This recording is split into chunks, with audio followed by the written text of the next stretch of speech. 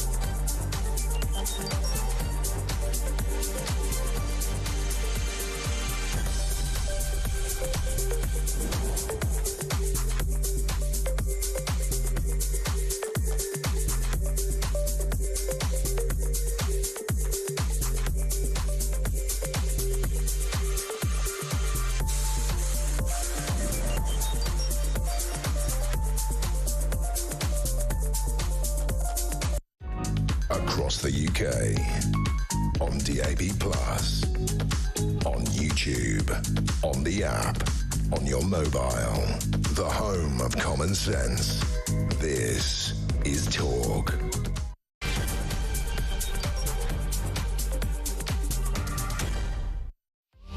Well, a very good afternoon. This is Talk Drive. I'm Peter Cardwell here between now and 7 o'clock. Thank you so much for your company. Loads to talk about. Day 2 of the row about Labour blocking the grooming gang inquiry, or as I'm going to call it between now and 7 and from now on, the rape gang inquiry, because that is what it is. It's not just about grooming young girls, it is about raping them as well, and that is something that is happening. It is happening right now. It's happening in Oldham, and indeed we're going to talk to an Oldham councillor a little bit later on about why they want the inquiry and the reaction from Oldham to what the Labour government has said it will do previously, or said a version of what it'll do previously, versus what it's actually doing. We'll hear from Wes Streeting as well. He was on the media this morning. He has talked about it. We also know that Labour have another commission, another report, another inquiry, this time into social care. It's going to be at least 3 years before they sort this out. This is about looking after people when they're in a vulnerable position. Well, when are they going to get their act together? When are they going to decide, actually, what are we going to do? And crucially, how much is it going to cost? And where is that money going to come from? And why is it taking so long? We're talking about Sweden recording its lowest number of asylum applications since 1997. What can we learn from them, especially as here in the UK, there's an Albanian burglar who cannot be deported. He's taunted the Home Office from a London nightclub with a fancy car and all the rest of it. 1 million cancer cases missed during the COVID lockdowns. There's so much about that that's still to be revealed. The New Orleans terrorist, 100% inspired by ISIS but acted alone. We'll get the latest on that as well. Also, the travel warnings as the cold snap, icy weather gripping the UK. What is the plan? What should we do? Simon Calder will give us the latest on that. We'll talk about sport as well. There's loads to talk about between now and 7.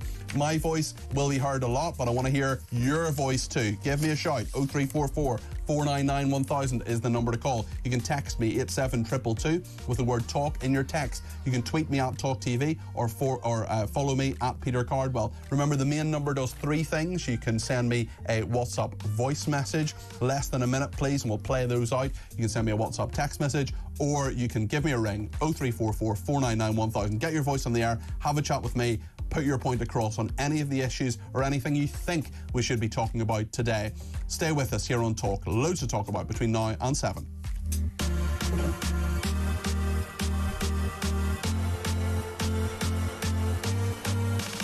So Labour has now announced that one of the big troubleshooters, one of its senior civil servants, previously a senior civil servant, a woman called Baroness Casey, Louise Casey, who is well known for sorting out very, very thorny issues, including homelessness, which is an issue I worked on when I was in government for 3.5 years. Well, she is now in charge of overhauling social care. But guess what? Nothing is going to happen for 3 years, because we've had numerous reports. We had a report by a guy called Sir Andrew Dilnot who recommended certain things. We had Theresa May, who wanted the dementia tax in the 2017 election. It went really badly for her for lots of reasons, but that was the main one.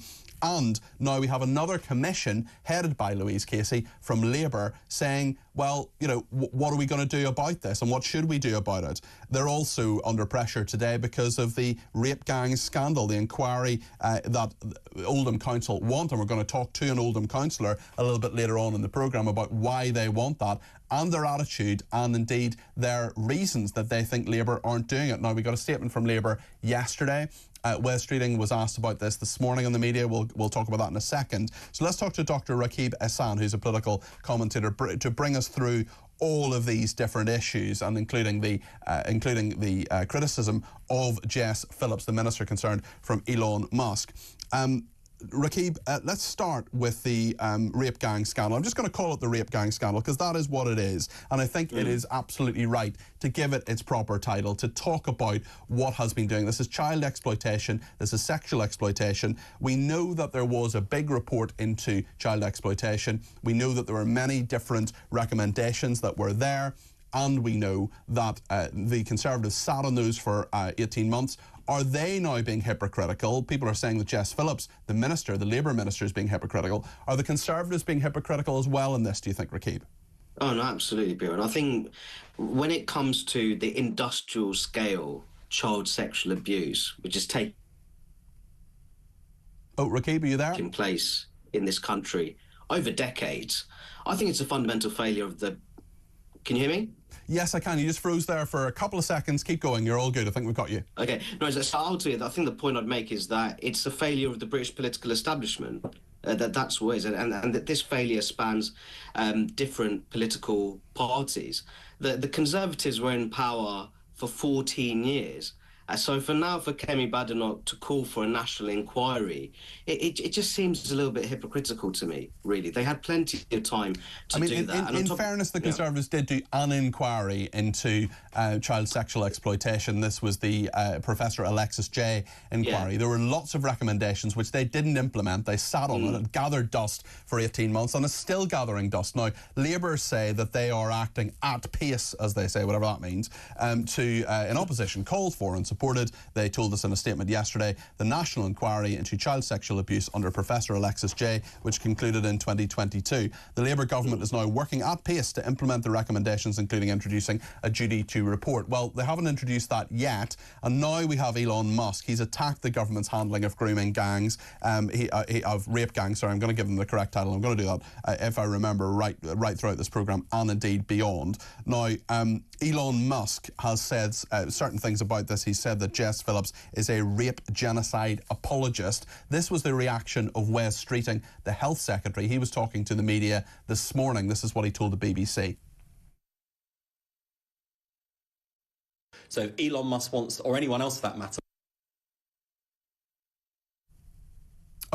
I think we just have a little issue with that clip. We'll get that, we'll play that as soon as we can. But he told, West Reading said, some of the criticisms Elon Musk has made, I think, are misjudged and certainly misinformed. But we're willing to work with Elon Musk, who I think has got a big role to play with his social media platform to help us and other countries tackle these serious issues. If he wants to work with us and roll his sleeves up, we'd welcome that. What do you make of those comments, Rakib? Well, I think that ultimately it's very clear that Elon Musk likes intervening in British social issues. I think that one thing we have to make very clear here is that, as what I said before, this is a failure of the British political establishment, and I think that there is an opportunity here to have a national inquiry looking into that. You talked previously there, Peter, about their independent inquiry into child sex abuse, where the last report was published in 2022. Professor Alexis Jay has actually expressed her frustrations over the fact that none of her 20 recommendations have yet to be enacted. And that's on the Conservatives. That's on the Conservatives for 18 months and Labour for 6 months. And when Labour says they're working at pace to implement their recommendations, guys, you've had 6 months. What progress have you made on this? Let's hear that West Reading clip now. We've fixed the gremlins in the system, I think. Let's hear from West Reading. This is what he told the BBC this morning. So if Elon Musk wants, or anyone else for that matter, wants to roll their sleeves up and work with us on this serious issue, we're all ears and we're willing to do that.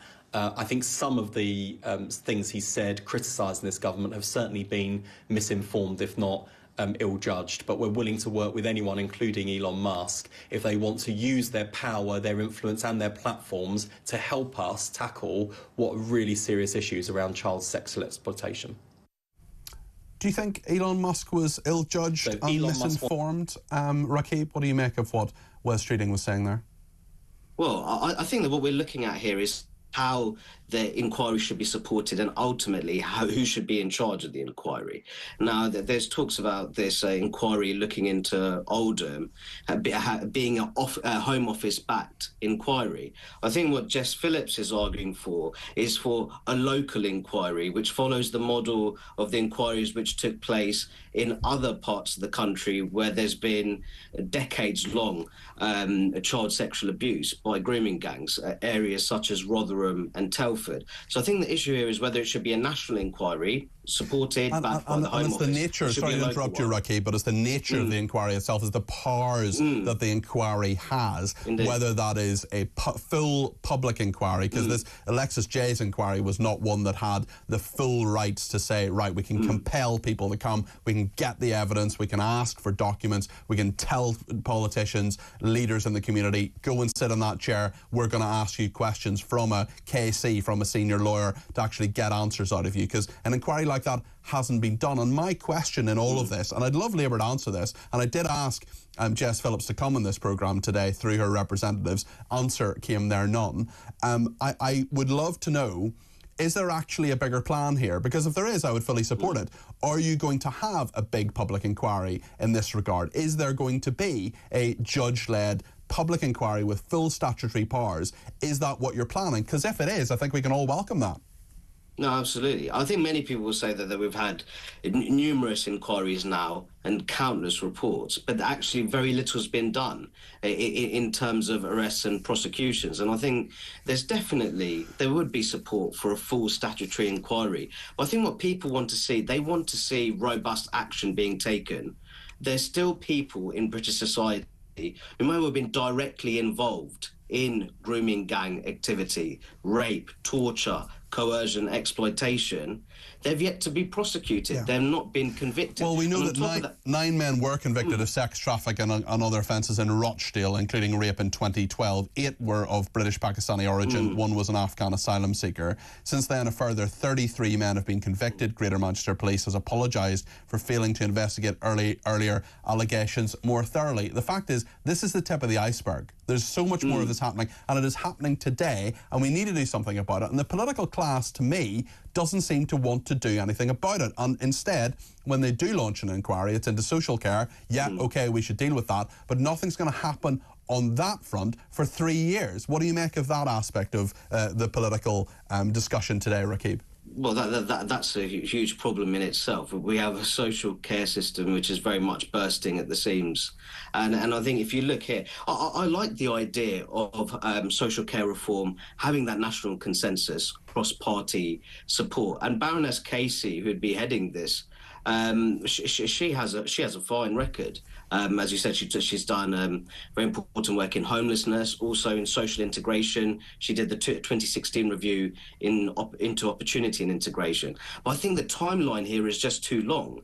I think it would end in 2028. It doesn't leave very much time for any of these recommendations to be enacted before the end of this parliamentary term. And actually makes it a much bigger political issue, a bigger electoral issue, because surely you're going to have one party, Labour, saying, well, we should do this. We're going to have the Conservatives and maybe Reform UK saying it's too expensive. I mean, you're not going to get cross-party consensus if you have a report coming out in 2028 and an election in 2029.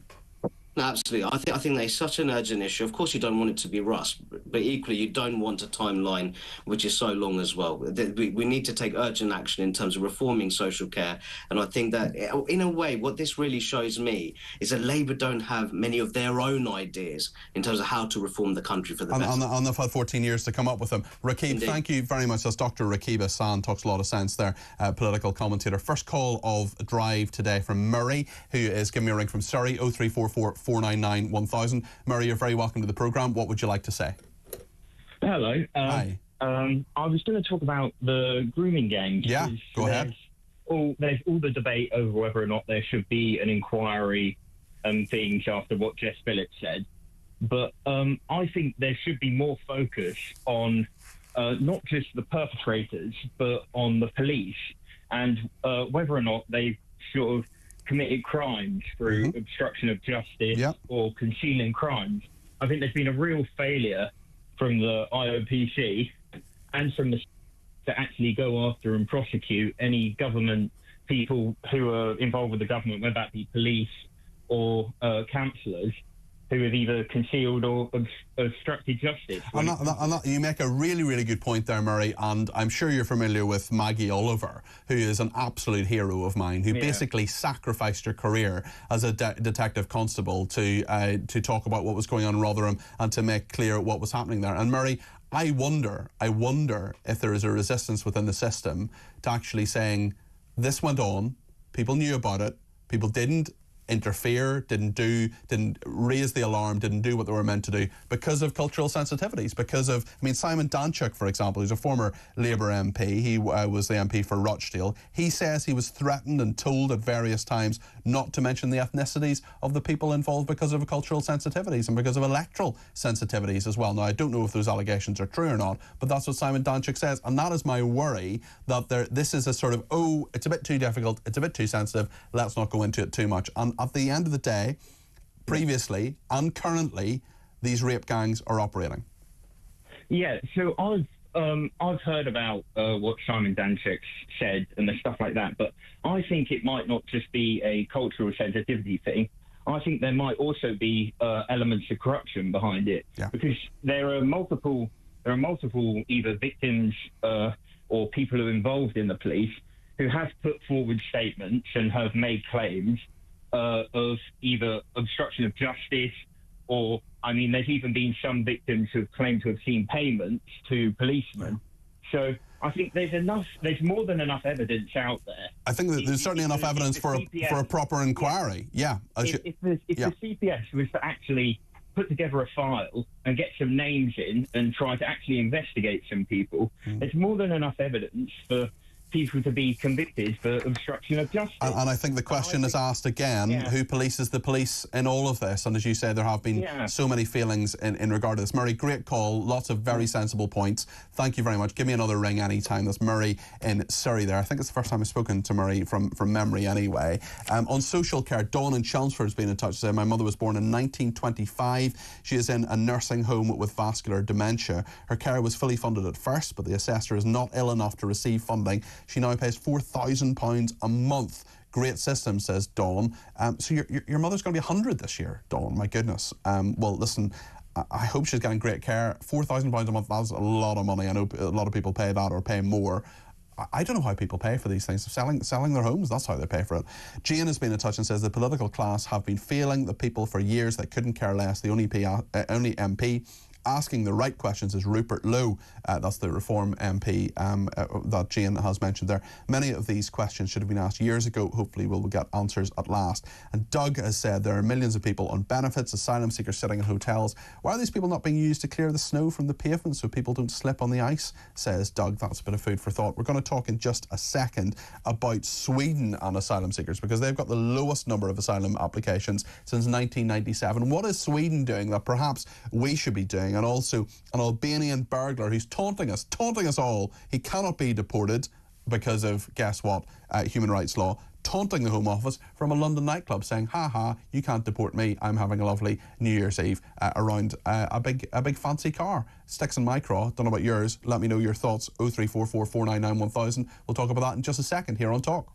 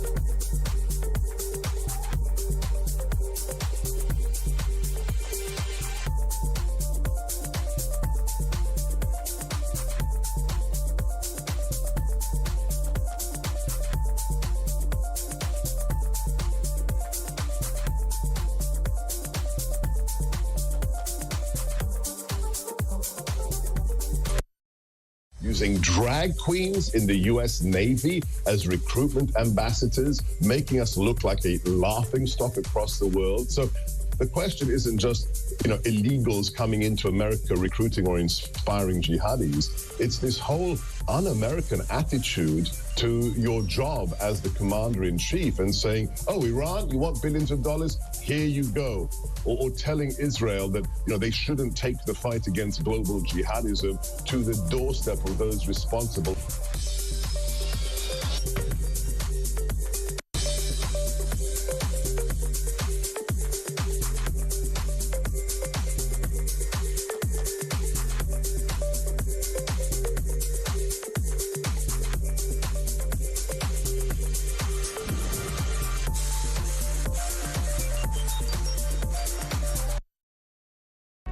Across the UK, on DAB+, on YouTube, on the app, on your mobile, the home of common sense. This is Talk. Thank you so much to everybody who's been in touch, including Helen, who says, great show, Peter. I worked at a school in Telford where we had numerous meetings about grooming gangs and what to look for. That's good, Helen. I'm delighted to hear that somebody somewhere is taking it seriously. Thanks also to Doug, who has been in touch. He says, so Labour will reduce the NHS waiting list. They keep blaming the bed blockers, but it'll take 3 years to complete. So the waiting list will not reduce, and they'll blame the OAPs for bed blocking. Yes, Doug, I think that's the plan. That is certainly, this commission is happening. Nothing is happening. Nothing will happen until 2028, and then they will work out what on earth they're going to do about it, and then it'll become a big election issue in 2029 if we get that far. Michelle says, Happy New Year, Peter. I usually love Dr. Rakib Hassan, but as a victim of child abuse, I cannot thank Elon Musk enough for saying it how it is. No nonsense. He's a star we all need. All the best, says Michelle. Michelle, Happy New Year to you, and I'm so sorry to hear that you've been a victim of child abuse. We have a number of people yesterday and today contacting us, telling their stories, and thank you for doing that. I never take it lightly. I always take it seriously, and I always remember the privilege it is to sit in this chair and to talk to people and to read people's stories and the truth that comes out of that and the stories that people have. And I really just appreciate that people feel so open that they can tell us those things. And Michelle, my heart goes out to you. You're clearly, thank you for your message. I appreciate it. Henry Bolton is with us now. He's an international border control expert, and we're going to talk to him in a second about Sweden recording the lowest number of asylum applications since 1997. But just before we do, let me just tell you about this particular specimen. His name is Dorian Puka. He is 28. He's been jailed and deported twice for burglaries. He posted a picture of himself celebrating the New Year in a nightclub while smoking a shisha pipe alongside a belly dancer. He is a convicted burglar who cannot be deported.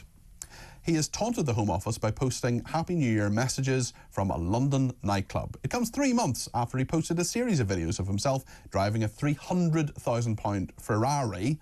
I'm sure he acquired that entirely legitimately, on the streets of London on his TikTok and Instagram accounts, as well as images of himself with dozens of Rolex watches and other expensive cars. The Home Office is powerless to deport him because he's claimed asylum, and officials cannot remove him until his case is fully considered, a process that could take months because of the huge backlog in cases. Puka also taunted Nigel Farage by posting a picture of himself at a dinner table, eating and drinking with a photoshopped image of the Reform Party leader giving the thumbs up. Mr Farage described him as a proper wrong-un who was walking all over the UK authorities. I mean, that is an absolute classic case of someone who should be on a one-way ticket to Albania, immediately paid for by himself, and serving a sentence for burglaries. He's been deported twice already, yet he keeps coming back. Henry, how do we get rid of these scumbags? Well, first thing, we've already got an agreement with Albania.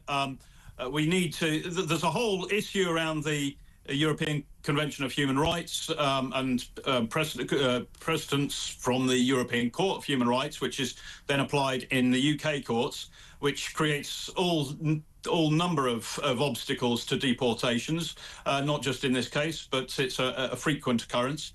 When there is a case like this, my belief is that even if, for legal reasons, perhaps diplomatic, perhaps logistical reasons, it's going to take some time to remove somebody, and we need to ensure that we've got the facility legally to do that, leave the ECHR, and amend UK law to ensure that we've got the right tools. We need to detain these people. It is absolutely ridiculous that seasoned criminals are able to flaunt the law, and in doing so, making themselves, if you like, role models within the criminal fraternity of their own communities, their diaspora communities here in the UK, and in this case back in Albania. We are through this incompetence, we are fueling criminal behaviour. Because this man is looking cool, he's looking good, he's looking trendy. That's why he's doing it. And I think, we're mugs for allowing it to continue. We are mugs, and actually, even within the ECHR and even actually within the EU, there is an example of a country that seems to have got a grip on this. That's Sweden. It was in crisis not long ago after taking on far more refugees than it was able to handle. But its Prime Minister announced recently he had not just cut net migration, but reversed it. How do you manage this? Yeah. Well, in the way that I'm talking about, to a large extent, the ECHR, which Sweden is a member, is a signatory to the European Convention on Human Rights.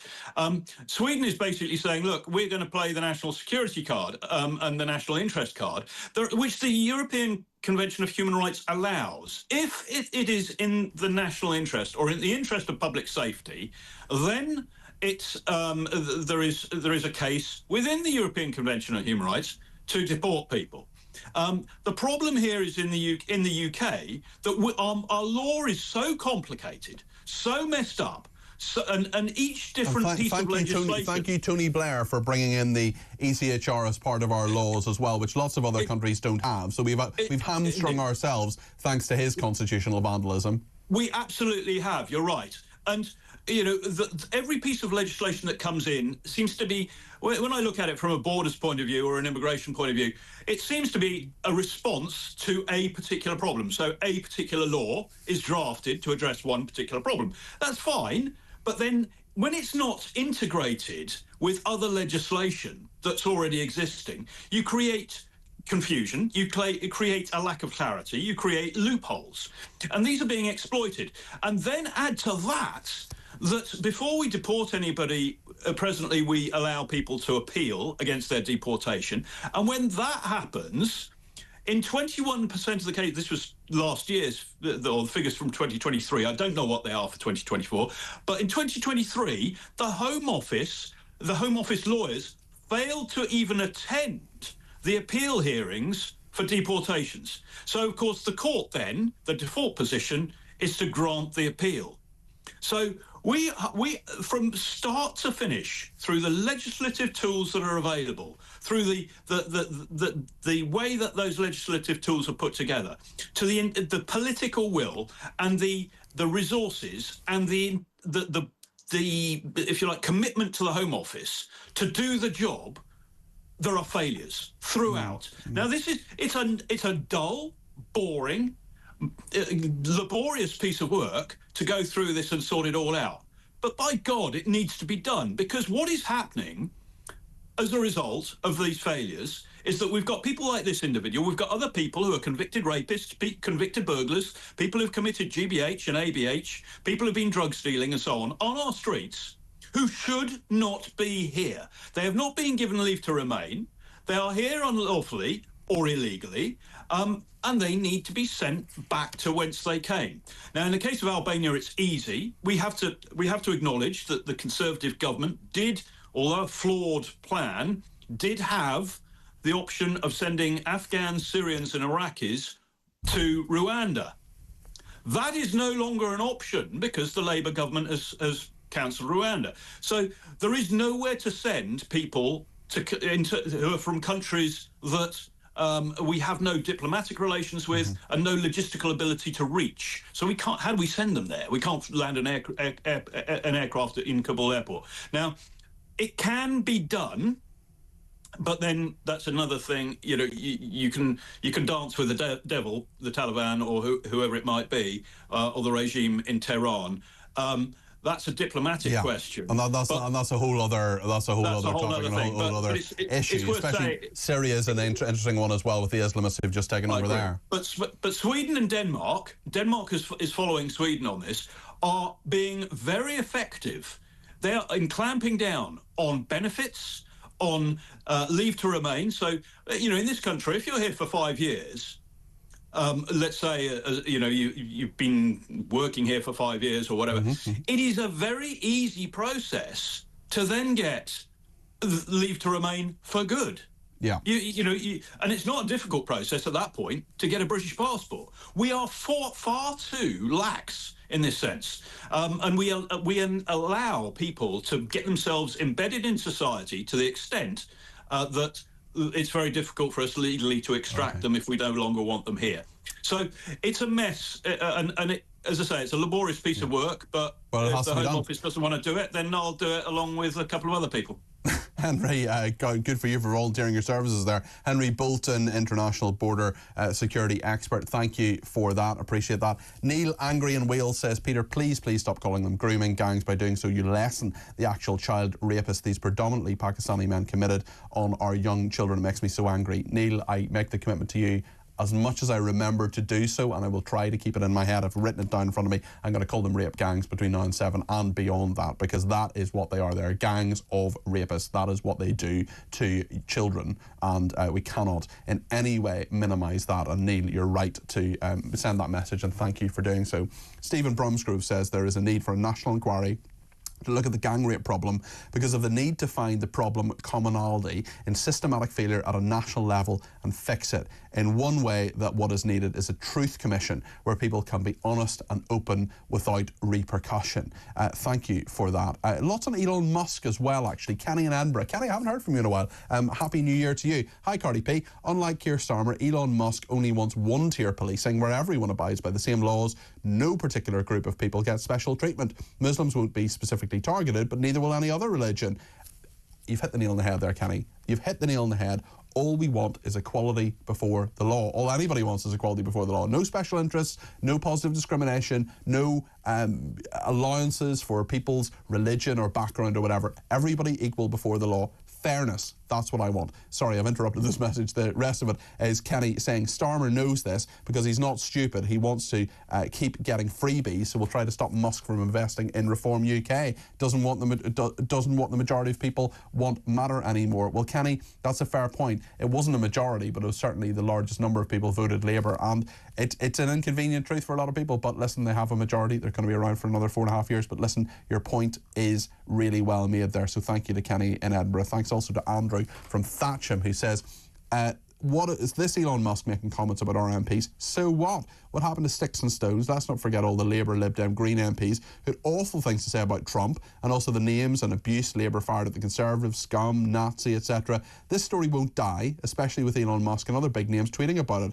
They may not be British, but you don't need to be so to have an opinion on kids being abused. We weren't Ethiopian back in the 80s, but I was told we had to help them because kids were dying. Same thing, says Andrew and Thatcham. You're absolutely right. Listen, we have loads of opinions. I have loads of opinions on American politics. I've never been to Afghanistan, but I've plenty of opinions on on what the Taliban are doing there. If Elon Musk wants to have opinions, he's totally entitled to have them. That is absolutely fine. Doesn't mean we have to act on them. Doesn't mean we necessarily have to say he's right. But there is free speech, and he's the owner of one of the biggest free speech platforms, which is X, or as no one calls it, or indeed Twitter, as most people do. Cass has been in touch on illegal immigration. Let's play this voice note. It's a much simpler solution. Stop legal aid for anybody who is not a British citizen. And there'll be thousands of these claims would be withdrawn if they couldn't get access to the legal system, if they'd have to pay themselves, right? Very interesting point there, Cass makes. What do you think about what he says? Should asylum seekers be given legal aid?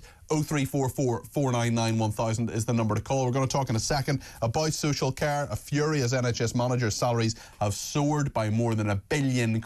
Where's all this money the NHS going? Maybe it's going to managers' salaries, and 1 million cancer cases missed during COVID lockdowns. We're still getting the ramifications, the effects of all of this on our young people, on so many people. We're going to talk to Roy Lilly, the former NHS Trust chairman, in just a minute here on Talk.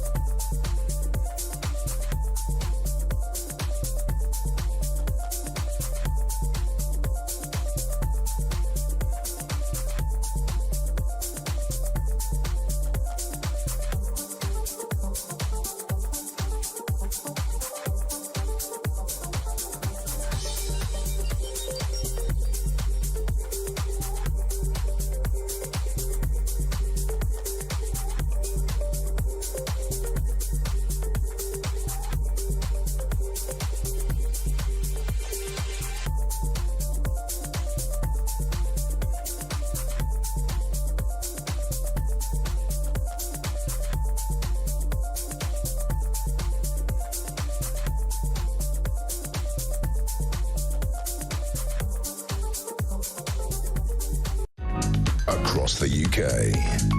On DAB+, on YouTube, on the app, on your mobile.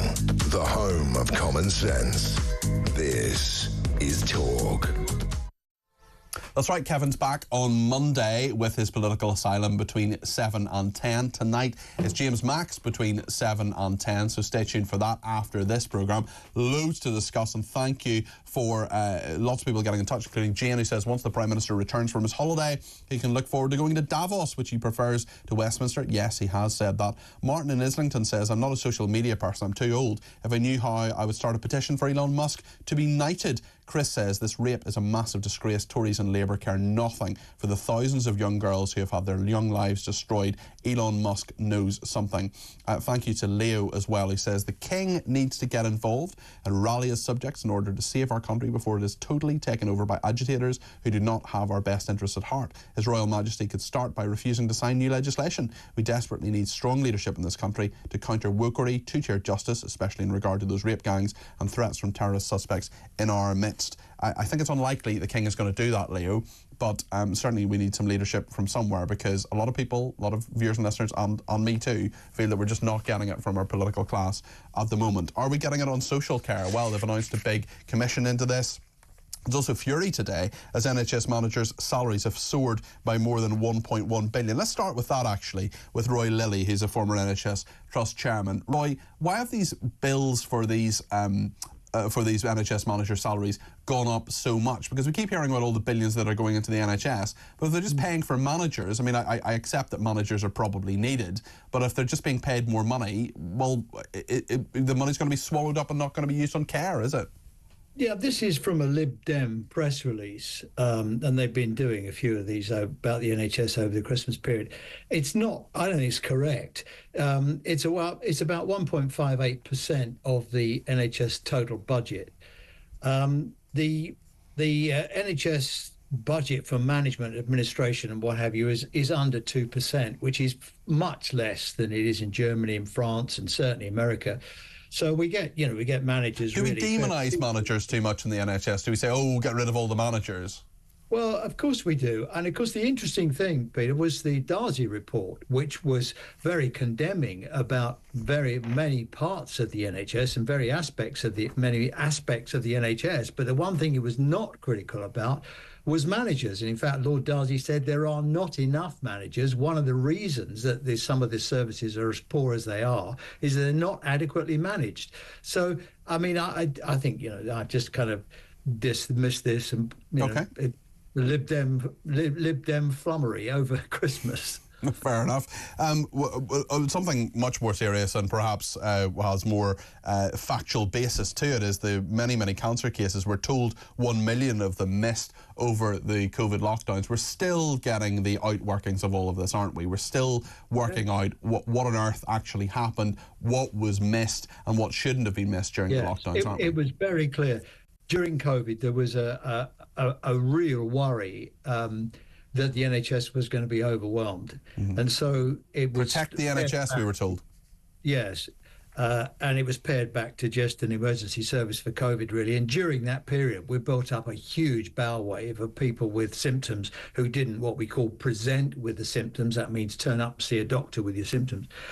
And unfortunately, a lot of those will have been cancer. And of course, the problem with cancer is some of the symptoms are really quite, it's difficult to know them, to pass them off as something else, or not really get them examined properly. And so what might have been a simple cancer stage 1 or 2 to deal with, unfortunately during COVID did turn into things more sinister, and 3 and stage 4 cancer. The COVID inquiry spent a lot of time actually lingering on that and looking at that and seeing what the advice was, and was it right at the time. In retrospect, I think we'd probably all say, well, actually, probably no.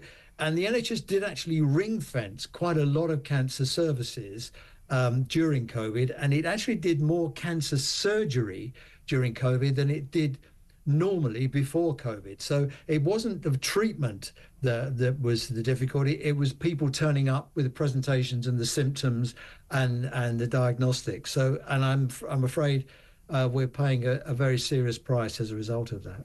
Let's talk about social care, Roy, because as a former NHS Trust chairman, you know all about social care. You know all about the fact that when people often finish their treatment in the NHS, they often need social care. They often need those people who do a great job most of the time. I know my grandmother, for example, had, before she died, had brilliant carers in Northern Ireland, really dedicated people who aren't paid an awful lot of money at all to do a job that I don't think I could do, to be perfectly frank. It's not the most pleasant of tasks a lot of the time. We now know that, I mean, it is just so expensive, and I remember a very senior person in the NHS a few years ago saying that the NHS is on its knees, but care has fallen over. Another commission, another report, another Louise Casey looking into this. She's an impressive person, Baroness Casey. She's done some impressive stuff over the years. But at the same time, do we really need another look into this? We had one with Andrew Dilnot previously.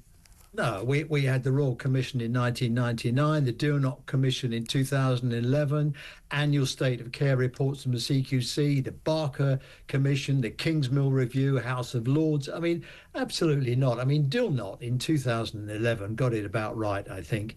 There are two things really we need to do. One is to make a proper profession out of the caring professions. And in fairness to this government, there is a bill going through Parliament now to pay them a supplement on the national minimum wage to try and up the game there. But it needs to have a proper training, a proper professional status and standing to up their game. That's an important part. But Dilnot had it about right. The real problem is people are having to sell their houses and their assets and so on to pay for their care. Dilnot said if you put a cap in place. Now, I'm going to take a figure just to illustrate. If you said no family would pay more than £80,000 in contribution to their care, after that, the state would step in. Well, then that £80,000 becomes an insurable risk. Yep. And families could insure against that. So that would take away a lot of the risk. And if you didn't use it for that purpose, you could cash in and maybe use it for something else. But so there is a way around. Do you think Louise Casey is going to come up with anything radically different to what has already been come up with before? Because we know what the problem is. And there have been, as you say, some pretty reasonable, politically difficult, but nonetheless practical solutions that have been put forward, including by Sir Andrew Dilnot. But you can see what's happening here. Starmer set up over 60 of these groups, reporting and study groups and commissions and all the rest of it. Which makes me think, why does he not know what he wants to do? I think it's two things. First of all, I'm astounded that you could say they had 14 years to make their mind up about what they wanted to do. They probably didn't, but certainly they had 4 or 5 years in the run-up to the election to get themselves sorted out, and I'm surprised they haven't. Secondly, I think it's about the money. I just think they don't want to spend the money. Most of these reorganisations come with a price tag. Certainly this will. The social services will come with a price tag. I don't think there's the money in the economy. I think they're going hell-bent for growth in the economy, and they're hoping to arrive at the next election with some oven-ready plans to say, vote for us and we'll put these in after the election. And by the way, we've run the economy so well we can cut your taxes. That looks to me like a pretty obvious tactic towards the next election. We're not going to get much changed at all. We're going to get a lot of plans for the next session. Roy, thank you. Roy Lilly is a former NHS Trust chairman. Laurie has given me a ring from Rainford. Laurie, you're very welcome to the programme, 0344 499 1000. What would you like to say? I suggest that Jess Phillips gets off her high horse, becomes honest, and takes some advice from Maggie Oliver. Maggie Oliver is an experienced woman who can change things easily with advice. But whilst we've got the likes of Jess Phillips lying, creating stories, etc., no chance. Well, it's interesting, Laurie, isn't it, that Jess Phillips talked a good game on this. She said an awful lot in opposition. Now she's in government and she's saying that she doesn't want an inquiry into Oldham. She's refused that. Well, that's because she'd be proved that she's lied. Well, we'll see. I'm sure she would deny that she's a liar, certainly, but we will see what happens. And actually, a little bit later on, we're going to talk to someone in Oldham. We're going to talk to a councillor there about why they feel they need that inquiry. Thank you to Laurie in Rainford for that call. Appreciate that. Also, Stephen Milton Keynes has been in touch. He says the GPs need to bear a huge amount of responsibility for these million misdiagnoses of cancer during COVID. They closed for months and it was virtually impossible to see a GP during that period. Barry says, as a Jew, I have always thought that we were safe in the UK. Having a monarchy as a backstop that would prevent what happened in Germany. It is now clear that we have no protection from this runaway government, says Barry. Well, listen, thank you for that, Barry. Thanks to everybody else who's got in touch. 0344 499 1000 is the number to call. We're going to talk about New Orleans in a second because we have more information about the similarities between the Tesla blast and the New Orleans attack. We're going to get the take of Will Geddes, who's a brilliant security expert, giving us his take on this big attack, two attacks that have rocked the United States this week, and of course the dangers for us here in the UK as well. Stay with us here on Talk.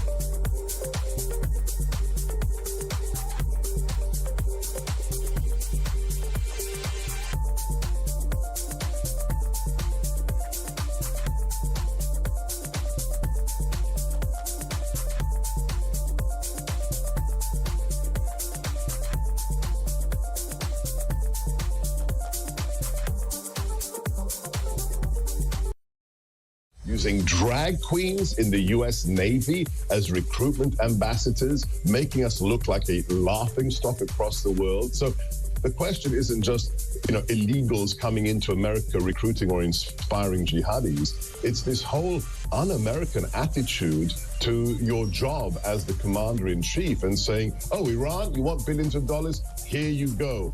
Or telling Israel that, they shouldn't take the fight against global jihadism to the doorstep of those responsible.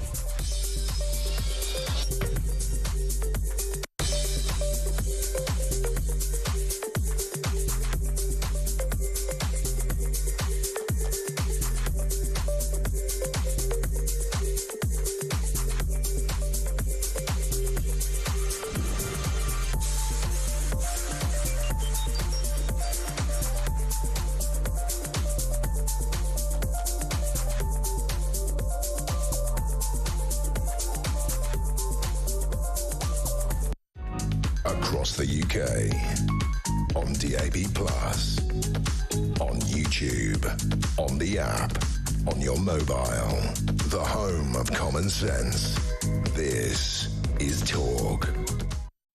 Let's talk to Will Geddes now, the security expert, about what we now know about New Orleans, this terrorist attack that happened earlier in the week. We know that Las Vegas police have admitted strange similarities between the Tesla blast and the New Orleans attack, but also there's no definitive link to the Las Vegas Tesla explosion. I think what I'm most interested in, Will, is the new things that we know about this, of course, but also the fact that We've seen on a number of occasions vehicles used as a weapon. It's happened in 2010. It's been a weapon that it's been something that's been talked about online and in the sort of digital radicalization, the digital caliphate, essentially. And we know that it's happened in Germany just before Christmas as well. Could it happen here in the UK, do you think?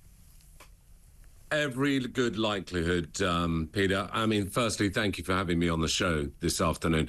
This has been really interesting series of incidents that have taken place here, both obviously New Orleans and in Las Vegas, both drawing very similar parallels. And certainly one of the first things that the authorities will be looking at is not only the method or modus operandi of attack, but also any connectivity between these two attackers. Because the one thing that we've known in the security community, and those that have been following, certainly people like myself and Sarah Adams and a number of others, have known that there has been this major planning by Al-Qaeda and Islamic State to carry out a succession of attacks this year. Now, we saw Germany at the end of last year, Peter, as you mentioned, but this using of a vehicle as a means of attacking innocent civilians is not new. It's something we've seen before.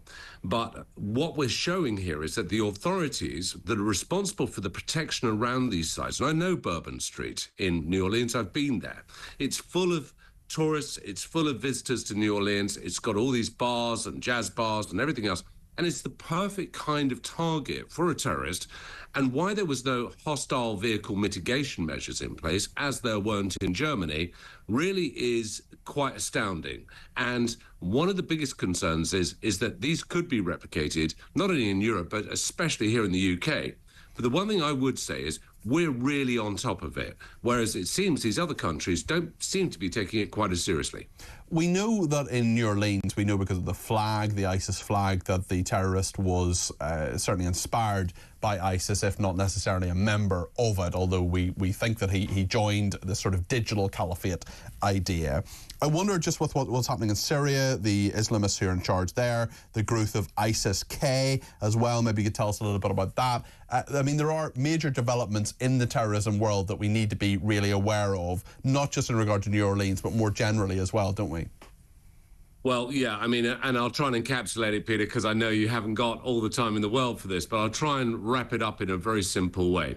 For the last few years, Al-Qaeda have been somewhat quiet in terms of their operations overseas. They've been connected to various other groups like Al-Shabaab in East Africa, Boko Haram in Nigeria, and certainly it was seen as a beauty parade for many, many years between ISIS, Islamic State, and Al-Qaeda being two separate groups. What we now know is those groups have come together.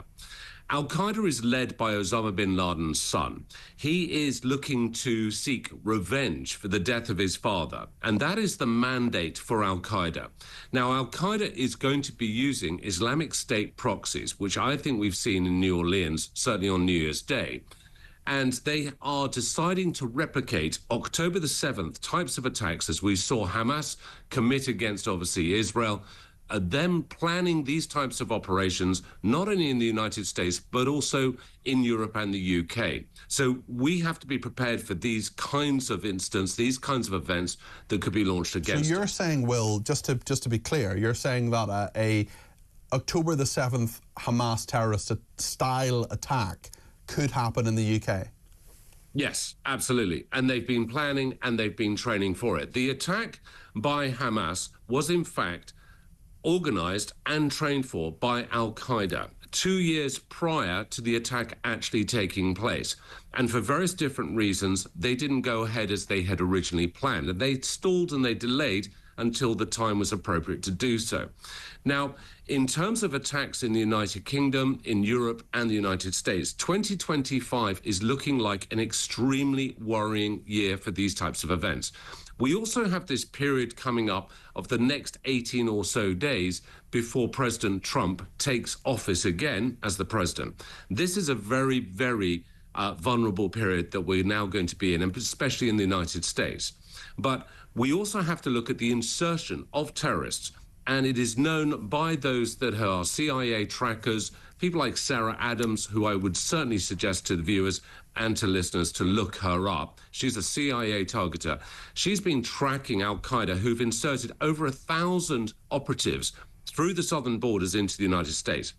And it would be naive of us to not think that with the number of illegal immigrants that we've got coming into Europe and into the UK, that there aren't al-Qaeda operatives amongst them as well. So I know I sound like a doom monger here, Peter, but we're really you're just telling the truth, Will. You're just telling us what the threat is. Just briefly before we go to the news, have we got the resources to deal with this here in the UK? Or are the authorities, the security services, the police, are they ready for it if this is happening?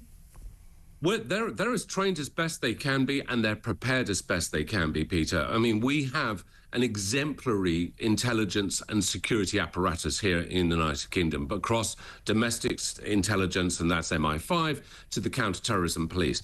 They've been training, rehearsing and practicing as much as they can. But in terms of the numbers and certainly the modus operandi to try and carry out consecutive attacks in various different locations at any given time and possibly simultaneously on the same day, this is going to put those resources under enormous amounts of pressure, Peter.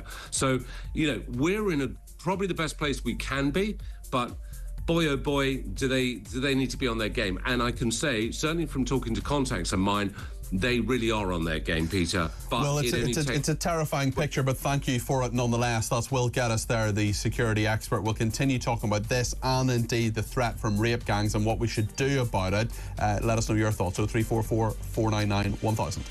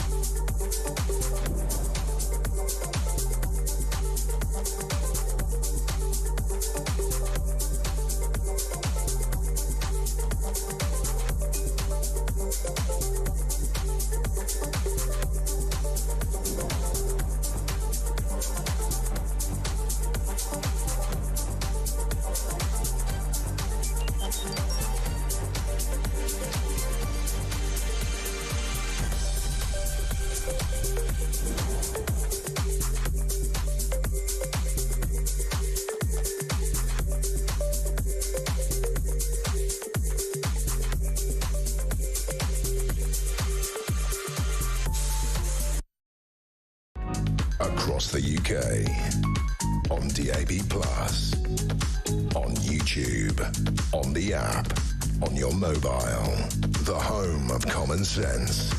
This is Talk.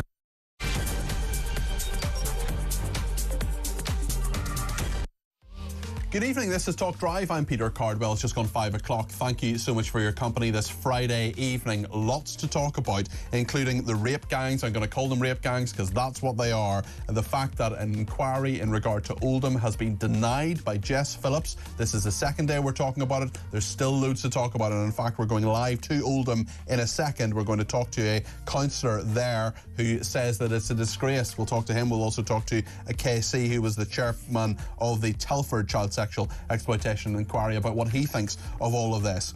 We'll talk about the furious NHS managers' salaries apparently soaring by more than 1.1 billion, although there are questions around those figures from the Liberal Democrats. We'll also get the travel update and the sport this hour because there's lots, if you're out and about and if you're getting around, we'll give you the latest information about that from the guru of these things, Simon Calder. Let us know your thoughts about all of these big issues, including the social care story as well, what Labour wants to do, the government wants to do to change social care in this country. Let me know your thoughts. 0344 499 1000 is the number to call. You can text me at 722 with the word talk in your text. You can tweet me at talkTV or follow me at Peter Cardwell. Loads to discuss between now and 7. Stay with us here on Talk.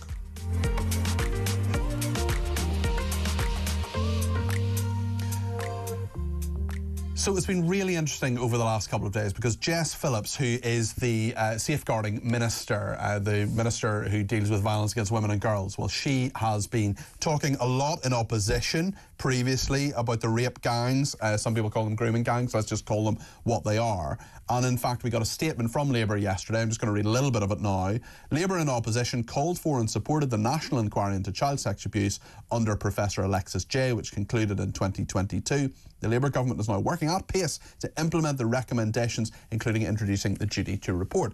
Well, the controversy over the last 48 hours, 72 hours, is about Oldham specifically. There are lots of opinions on this, but what about in Oldham itself? What do they think? Why are they calling for this inquiry? What do they know about what is going on? And Lewis Quigg is a Conservative councillor for the Royton North Ward, which is a ward in Oldham. He joins me now. Lewis, thanks for joining us on Talk Drive this evening.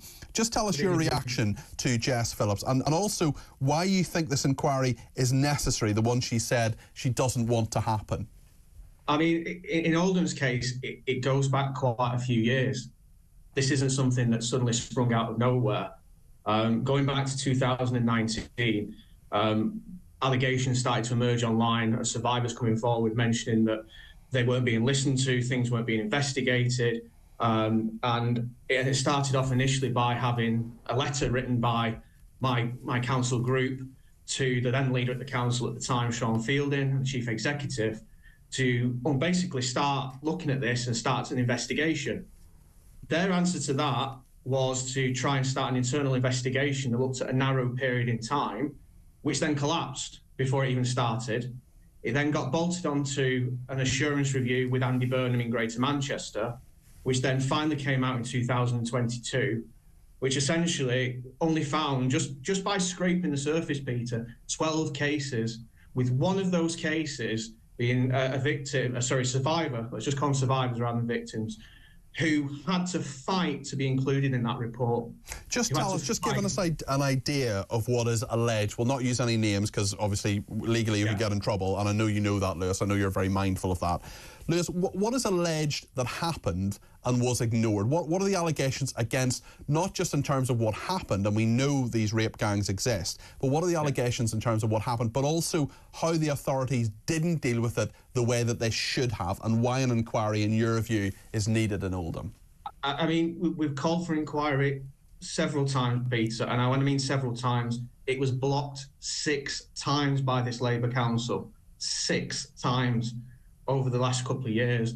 But the key thing to go back to your point is that essentially it's an industrial scale rape gangs that's been covered up. And essentially that's what it boils down to. And that's what's driving survivors to call, to have got to this stage where they want this inquiry. So this is happening right now. This isn't historic. This is happening right now, Lewis. This is historic as in going back, but it's also the fact that these grooming gangs are still operating. What are they doing, Lewis? What are they doing in Oldham?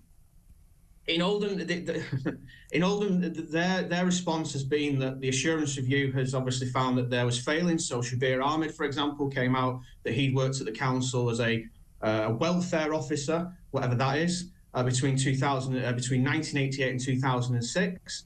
That came out in the insurance review, and that's just scratching the surface. So what else is there? This is the point, Peter. But in terms, I'm interested in terms of the victims, survivors, whatever we call them. They want justice. They want justice. They want their voices to be heard. And what are they saying? What are they alleging to you, Lewis, about what needs to be looked into, the actual practicalities of this? Are they going to the police? Are they going to the police? The police are ignoring them. Are they going to the council? The council are ignoring them. What's actually happening? Yeah. So all them things. They want the council to be looked at. They want to look how they responded with it. They want to look at how the police responded to it or didn't respond to it. They want everything to be looked at, because in them cases, they were ignored, Peter, and are still, to some extent, being ignored. It has been a battle for them. And many politicians who were elected, who voiced concerns, have been called far-right racist. Not far-right. Nobody's been far-right in this. They've just been right to try and get to justice and try and get survivors' voices heard. And in a town like Oldham, we have lost on this one issue, Peter. 3 Labour council leaders have lost their jobs at the ballot box. People have voted them out because they have seen their disgusting and inexcusable behaviour. Okay. When I say this, one of them called it barefaced lies in a council meeting. One of them said that essentially it didn't destroy their lives. And the other one was booted out because they wouldn't address the issue. You've been very critical of your... It's such an issue. It's such a massive issue here. You've been very critical of your Labour Party colleagues, certainly in Oldham. What about national government? Because for the past 14 years, the Conservatives have been in power. Now you're being critical, and I think probably rightly so, of Jess Phillips. Could the Conservatives in government for the last 14 years have done more on this, particularly when it comes to Oldham? Yeah. And we've equally, we've asked them, and we've been critical of them for not taking further action. The blame goes across the board on this nationally for not taking action sooner.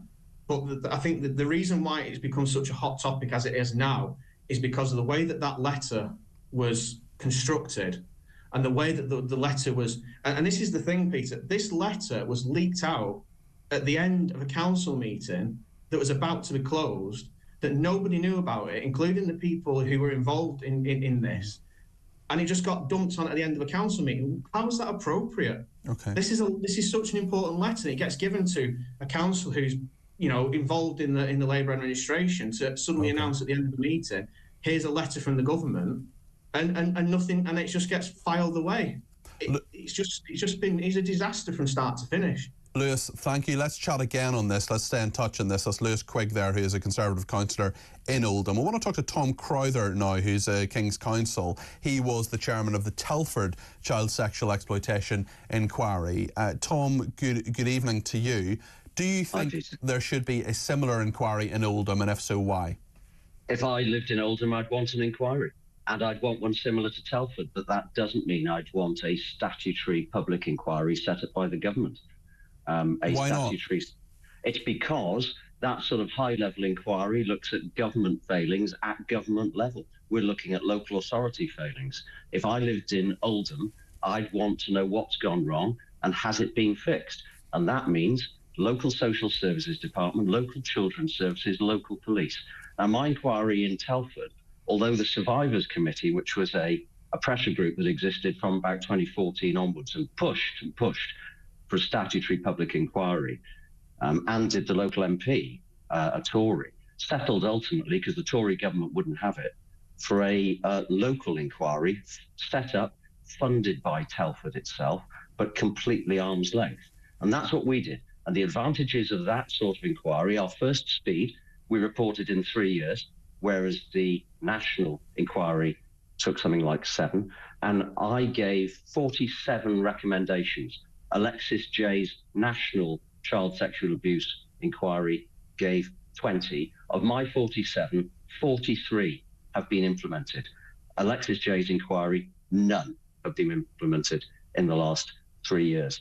It's because I was able to look at the local problem and offer local solutions. When you were looking at that local... That's what Oldham needs. OK. Tom, when you were looking at that local problem, how critical, how difficult, how dispassionate did you have to be to say, you're looking locally in Telford, you're talking about people who are often in senior positions locally. How sensitive was that? How sensitive did you need to be? and was there any pressure on you to be, in regard to individuals, in regard to communities, or did you just say, look, I'm just going to tell it like I see it because that's the right thing to do? And that's the point. The contract, because it's a contract that's set up between the council and the law firm, who's the commissioning body, said I was going to set the terms of inquiry, I was going to set the terms of reference, and they were going to have to comply with what I wanted. The only advantage of a statutory public inquiry is that sort of inquiry can force witnesses to come. But you know what? The very few witnesses who didn't come and talk to me, well, they ran the risk that they were going to be named, and well, some yes, were. indeed, and people could draw their own conclusions from that. I wonder. Can I say one other thing? Go for it. One other thing, Peter? And it's about Lewis said about hearing survivors' voices. I was able, in a non-statutory inquiry, to say, I will, or representatives of the law firm will go to people's houses. We'll hear your account over tea and biscuits. It doesn't look anything like a court. A statutory inquiry looks like a court, and it dissuades what did you hear, from giving Tom? their evidence. What did you hear? Tell us about what happened in Telford. Just tell people who may not be familiar with your inquiry. You were the chairman, let's remember, of the Telford Child Sex Exploitation Inquiry, because what we're hearing, and I know you heard some of the interview there with Lewis Quigg, some of what we're hearing there must seem eerily familiar to you in terms of what is actually going on and what the resistance is, both locally and nationally, to it being exposed.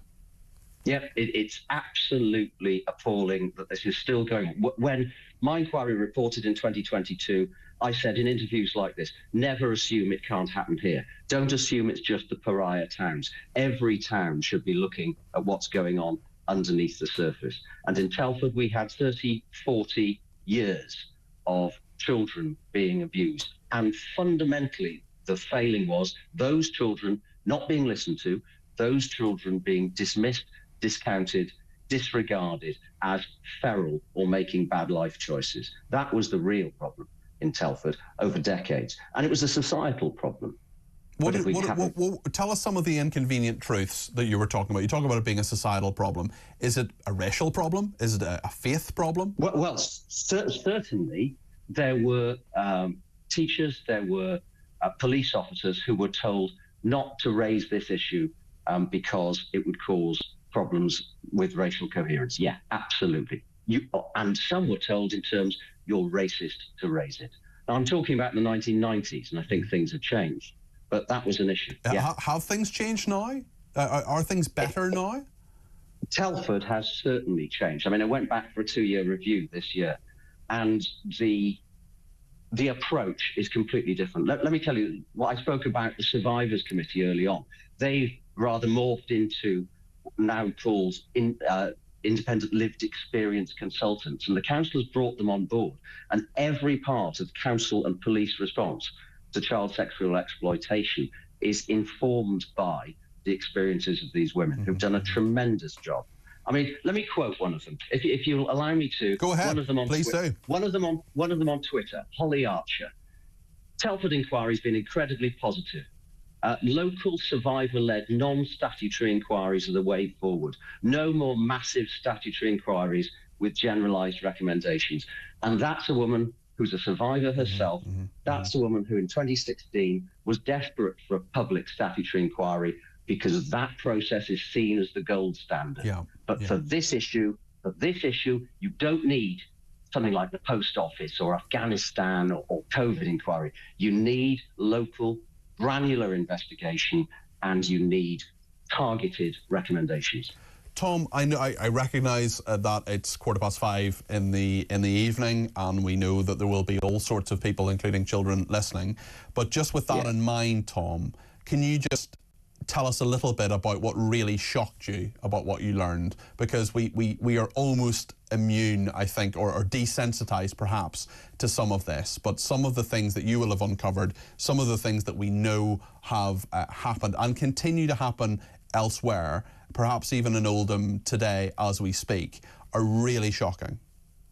Children being treated as commodities, children being traded between men, groups of men raping individual children, children arriving in taxis at school, having been taken to local beauty spots, to be sexually exploited, to be raped. Let's be honest about it.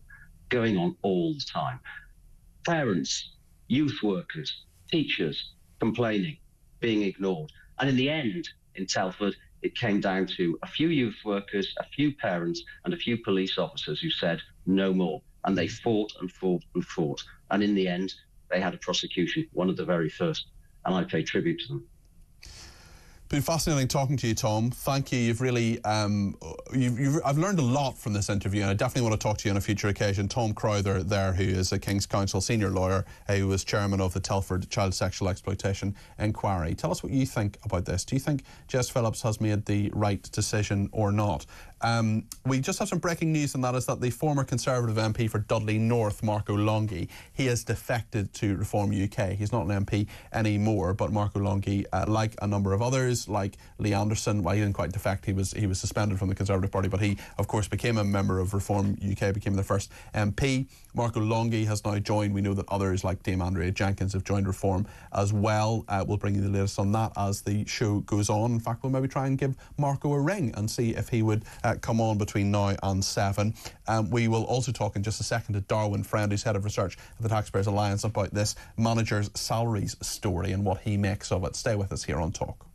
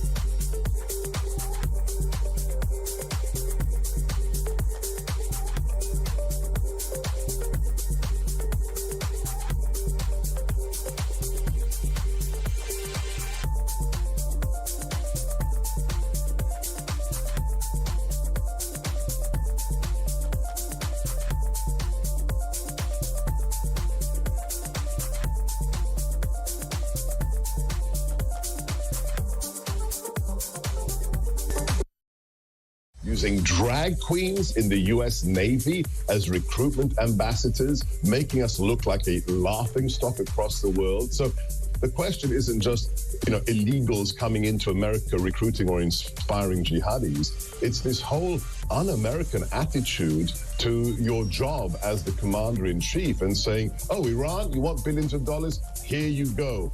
Or telling Israel that, they shouldn't take the fight against global jihadism to the doorstep of those responsible.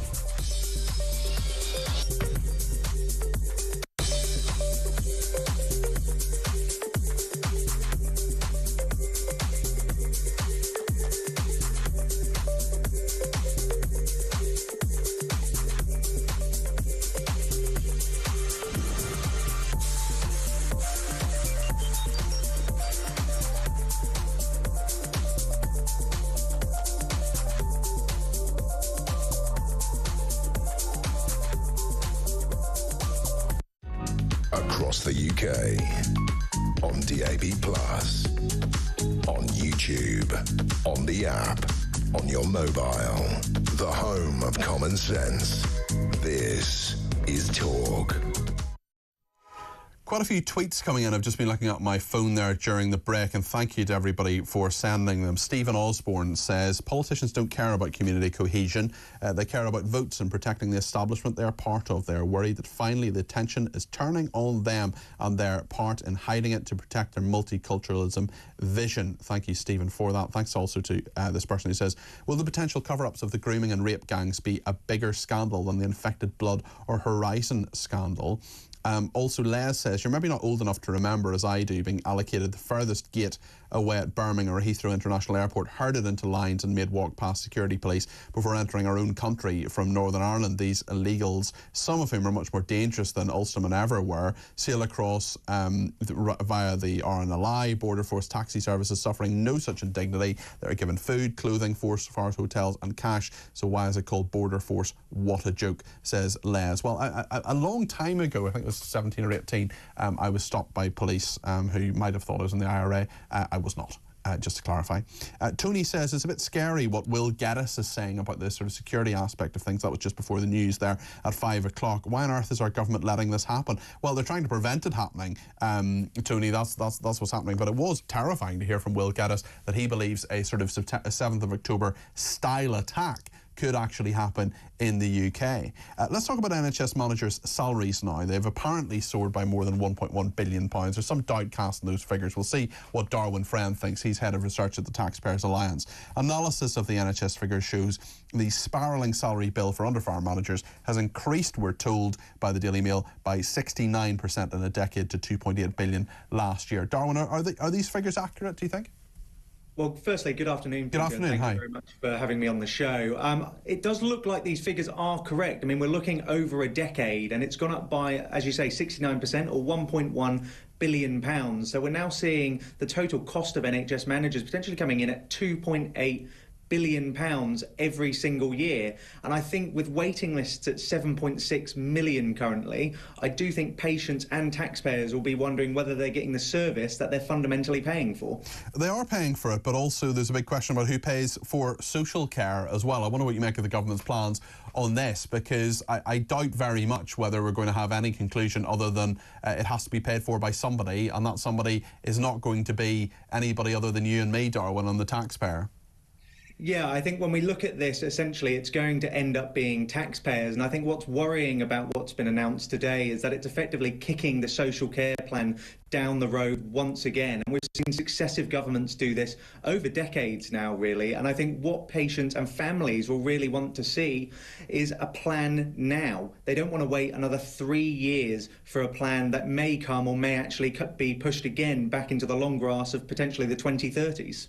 Yes, and certainly we've had a number of different commissions on this. On the NHS in general, we know that Labour is putting another £20 billion, and more than that actually, I think it's £26 billion in the latest budget into it. We've got the spending review coming up. This is going to be a sort of dull but very, very important thing that happens over the first 6 months of this year. I just wonder how you feel people will feel, or whether they'll feel they're getting value for money from the NHS.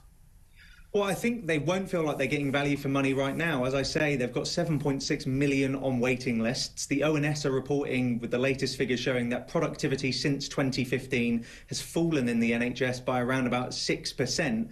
And also, they're seeing their taxes go up to pay for all of this. And so I think what the Labour government need to actually put in place in return for this increase in investment in the NHS is some key performance indicators. So then we've got some markers to actually judge the performance of the NHS in return for this investment. Because I've seen polling that has shown that over 50% of people actually think that Labour's plans to fix the NHS aren't going to work.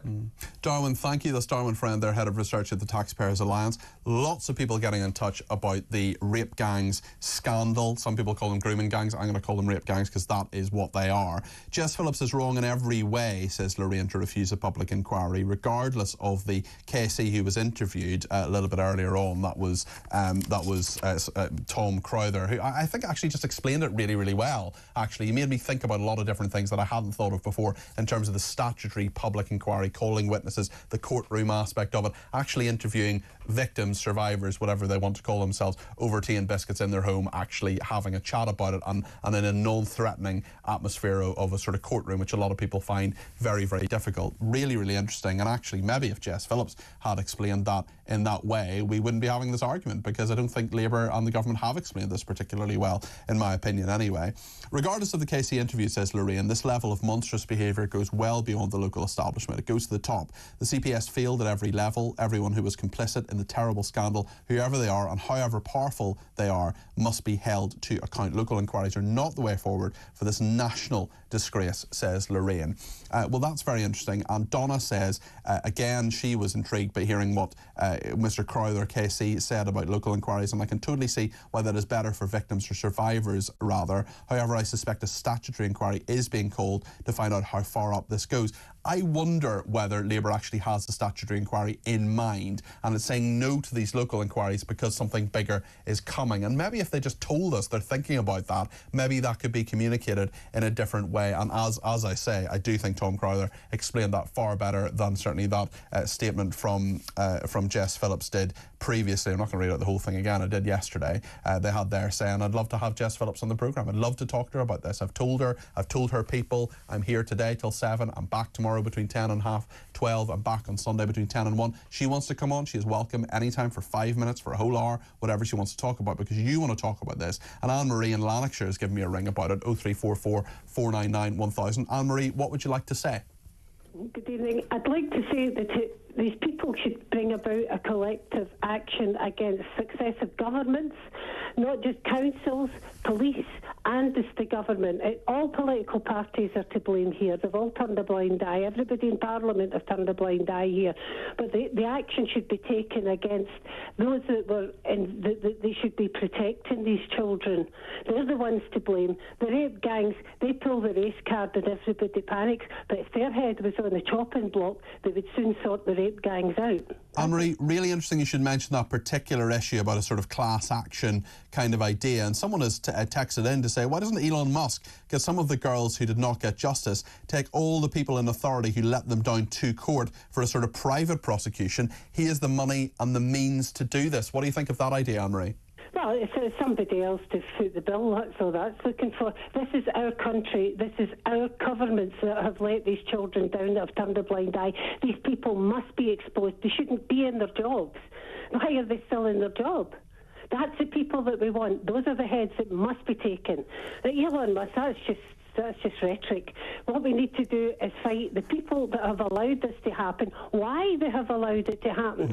Why? I mean, they must stop these people playing the race card and changing our laws. And I do worry as well, Anne-Marie, when we think about cases, for example, that horrible case of Sarah Sharif, the little girl who had her back broken. She was abused by her father, who has been attacked in prison by someone today, as front page of the Sun newspaper. And I just wonder, you know, if I had anything to do with that, if I was someone who was involved in children's services, if I was, you know, if these rape gangs were around and I had turned a blind eye to it, I couldn't live with myself if I'd done that. And I wonder about these people who are still in their jobs today in places like Oldham, in so many different children's services places around the country, thinking, are you not going to take any responsibility for the fact that so many children in our society are abused, and they're abused either sexually or otherwise under your watch? And when these things come out, when these rape gangs are exposed, how on earth are you still in a job? How do you sleep at night? Absolutely, that's why they must be targeted. It's like the post office. That was a blanket, but it must be the people that were in charge that have turned a blind eye, or it won't stop. Yeah, just a bit of accountability would be a good thing. Anne-Marie, great call. Thank you very much. Good evening to you. Thank you to Adam as well. He says, let's face it, Labour want the Muslim vote, so morality be damned, in his opinion. Sue says, imagine the pension bill for those NHS managers. There will be even less money for social care in the future. You're a clever bloke, Peter, says Nick. I sense a but coming. You're a clever bloke, Peter, but do you honestly, hand on heart, ever think things will get better in the UK? I mean, regarding immigration, crime and crumbling services. Love to know what you think. I have no confidence they ever will. Nick, I am an eternal optimist. I want things to be better. I want us to live in I think Britain's a great country. I think the UK is wonderful. I'm delighted to live here. I don't think I ever want to live anywhere else. Maybe Washington, if the opportunity came up, because I love Washington. It's my second favourite city in the world after London. But actually, I don't know. I hope things will get better. I think there's a lot of doom and gloom as we go into 2025, Nick, and I think things will get worse before they get better, but perhaps there's something good on the horizon. I just want a country to be proud of. I just want to look at our public services and see that they work. I want to see people who can't help themselves being helped. I want to see it not just to be so difficult for so many people to live. I just think there are a lot of people who pay their way, they pay their taxes, or they contribute to society in whatever way they can, and they're just left behind, Nick. I just think there are a lot of people who are treated really, really badly, and there's so many aspects of what we talk about in this programme that are about fairness, and I just think so many people are treated unfairly. I think migrants are given, often, if they're illegal migrants, they're put up in hotels. That is something that sticks in the craw of many people. There'll be loads of people over Christmas who will have thought, hold on, right now, as we speak, we're going to talk about the travel and weather situation in a minute or two, thinking, I can't afford to turn the heating on. I can't afford to go and see my relatives. I can't afford to do what I want. And they'll look down the road and they'll see illegal migrants, would-be asylum seekers, in those hotels with warmth, with 3 meals a day, with perhaps a bigger Christmas dinner than those people can afford.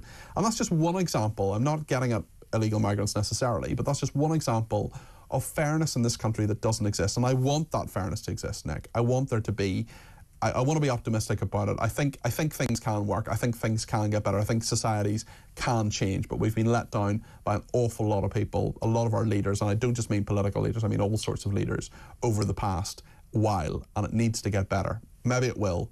I hope so. I'm optimistic anyway. We are going to talk about the travel warnings because there's a cold snap, there's icy weather gripping the UK, and the NHS has warned British people to stock up and brace for snow. We will get the latest from the doyen of travel journalism in this country, Simon Calder, in just a minute here on Talk.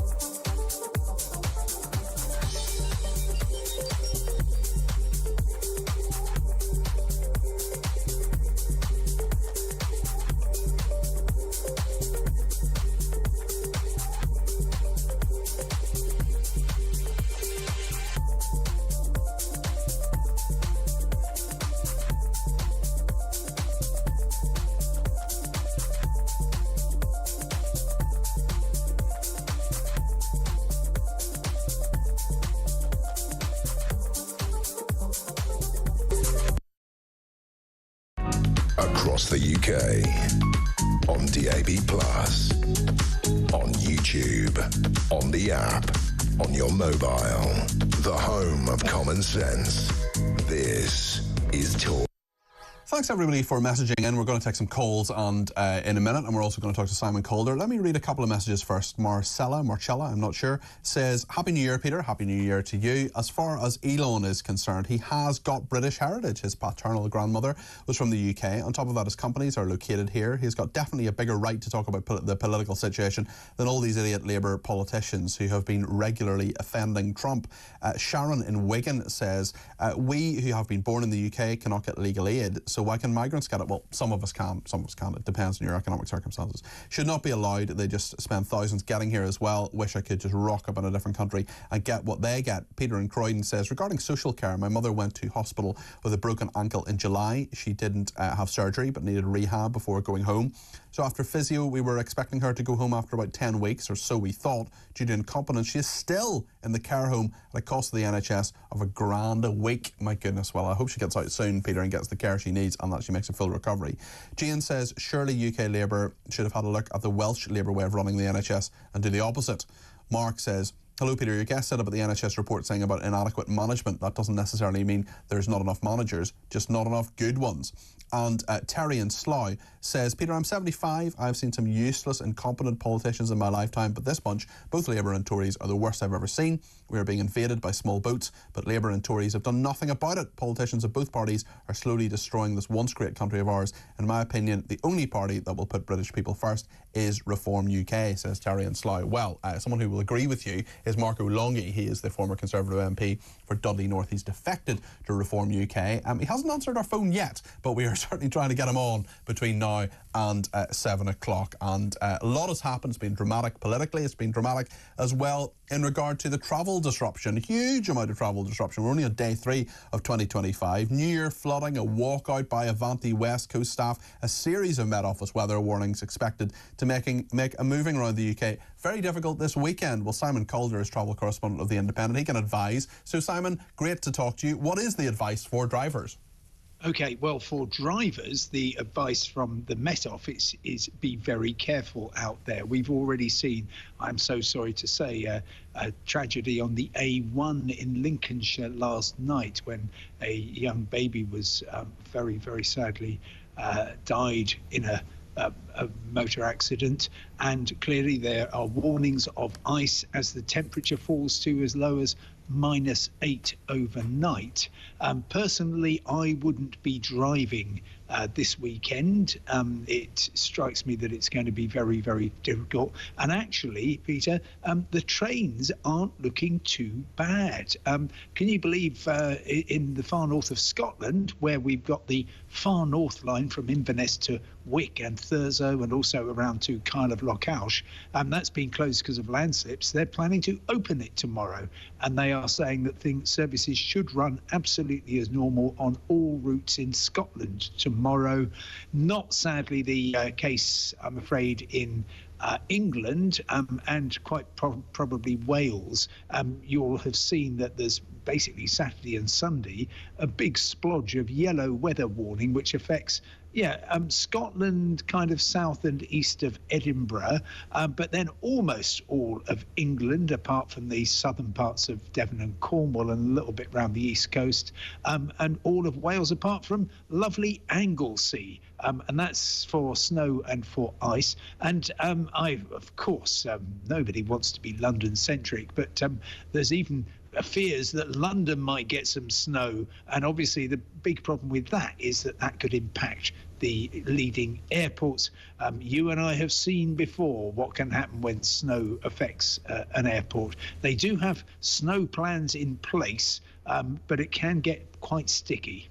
Yes, and certainly talking of travel disruption on the planes in the air, passengers flying to and from Tenerife experienced problems overnight. I'm horribly jealous of anyone getting a bit of winter sun, but nonetheless, they did not have their sorrows to seek in regard to delays there. Well, exactly. It was this time yesterday, actually, Peter. And can you believe that people still haven't got home? Not everybody is home. A private jet landed at Tenerife's main airport, the Tenerife South, where almost all holidaymakers arrive. And it's only got one runway. and it blocked that runway. A bit like you might recall Belfast City a few weeks ago. They had a similar problem. I'm sure there's an awful lot of sympathy from all those holidaymakers to the person with the private jet. The effect was pretty immediate, and you'll be aware that lots of planes take off early afternoon from the UK, right across the UK, going to Tenerife on a Thursday, and everyone was just looking forward to their first bit of warmth and a nice beer and dinner. Well, that's what I'd be doing, but instead they found that they were diverted. Some of the lucky ones to Tenerife North, because that's only an hour's drive away, but most people went to Fuerteventura, to Lanzarote, to Las Palmas, and there was one particular flight. It was a delayed one on EasyJet from Edinburgh, and if only they'd taken off from Edinburgh on time, they would have got in and out before the runway got closed. But of course that plane goes in, they hang around in Las Palmas for a few hours, finally get flown into Tenerife, at which point you've got a whole load of people trying to get back to Scotland, but the crew are going out of hours, so it got as far as Madrid, and then they basically just had to say, we're not allowed legally to fly anymore, so we're going to stop here at 2 o'clock in the morning, and we'll carry on tomorrow. And they're now currently expected, I believe, to fly at 7:30 tonight. I hope at least they've had a bit of fun in that beautiful Spanish capital. And soaked up a bit of sunshine. Simon, thank you for that update. I appreciate that. Simon Calder is a travel correspondent of The Independent. Thank you to Gilbert. Great to talk to you. Thank you so much. Really. Oh, thank you to Gilbert in Leeds. He says, if Reform did get in the next election, would they stop the boats? And would there be mass deportations? If so, how would they carry them out? Where would they be sent? And where do you think they'll be kept out? Or how do you think people will be kept out in the future? What do you think? Says Gilbert. Well, listen, we talked to Reform UK. I would love to speak to Marco Longhi this evening. He is the former Conservative MP from Dudley North. He's defected to Reform UK. And there's a lot of people who watch and listen to this station who really feel that Reform UK could be a big kind of change. Things could be very different if they got into power. We know they have 5 MPs at the moment, but Nigel Farage says that there will be hundreds, in his view, after the next general election. Let's get the view of Mark in Lincolnshire. He's given me a ring on 0344 499 1000. Do you think Reform UK could be a panacea, Mark? No. I'm getting a bit not annoyed, I suppose. It's not really my nature, really. But yeah, I mean, you read a message out there before. The Tories and the Labour, they're all guilty of it, and there's only one party going to sort this out, and that's Reform. And no, they're not. They literally are not. They're not going to mass deport anybody. They're not going to bring Christianity, or at least its values, back within society, which is actually what this country really needs. They're not going to do any of that. They're not going to call out, religions, cultures, communities. They might say they've done some of that already, and given the chance to be in power, they haven't had executive power really anywhere in the UK so far, but maybe if they get a bit of time, they can exercise that power. And I suppose we sort of don't know what they would do or how they would act in power anyway. And we know, certainly from Labour and Jess Phillips, the big argument today is a matter of saying one thing in opposition and perhaps not doing the same in power. But some people think Reform UK might be different. Yes, and quite possibly they may well have been different under Richard Tice. They may well have been. They were certainly far more authentic. All I see anymore with Reform is the Nigel Farage show, and that's literally all I ever see with it. It's, you've got Rupert Lowe in the background who's doing a heck of a lot of good work. He's asking the right questions of other politicians and the government. He's bringing things up within, Prime Minister's questions when he gets the chance. And he's always chasing the information that people want to know. He's always chasing, to get a result from things all the time. He seems to be the only one within Reform. Do you think it's too? Do you think it's too Farage centric really at the moment? Do you think there's too much about him? He is a very charismatic figure. He connects. He communicates in a way that very few politicians can actually do. Yeah, it is. It's obviously Farage centric because it's always about him. He always makes it about him because that's the kind of character that he is. And it's fantastic to get bums on seats, as it were. The problem is, of course, when I sit and listen and I hear people banging on about Reform all the time, they're talking about things that, I've kind of changed allegiances. I voted Reform at the last election. I won't vote for them again. That's unlikely that I'm going to vote for them again. You wouldn't vote for them again? Why has that changed? In 6 months, why has it changed? Why has your view changed, Mark? Because Farage has given 2 interviews where he's very much talking exactly like a Tory would talk regarding anything to do with deportation, to do with anything to do with, you know, the faith of the country, you know, what this country's actually built on. You know, he talks about the British culture. Well, that British culture is built on Christianity. Now, unless you're going to, you know, embrace that, then you're going to lose your culture, because the culture can't survive without it. I mean, there's only one party, as far as I'm concerned, that's anywhere near, I wouldn't even say mainstream, because they're not really anymore. And that's UKIP. I mean, I've never joined a political party, Peter. I'm 50 years old. I've never joined a political party. Last night I joined UKIP. I joined UKIP because Nick Tenconi, I've been watching a few of his speeches, and I was kind of going through it all. I was kind of weighing up where I was kind of going to sit with all of this. Yeah. And I watched what he was talking about, and he's the only leader of any party that I've found that actually talks what I want to hear.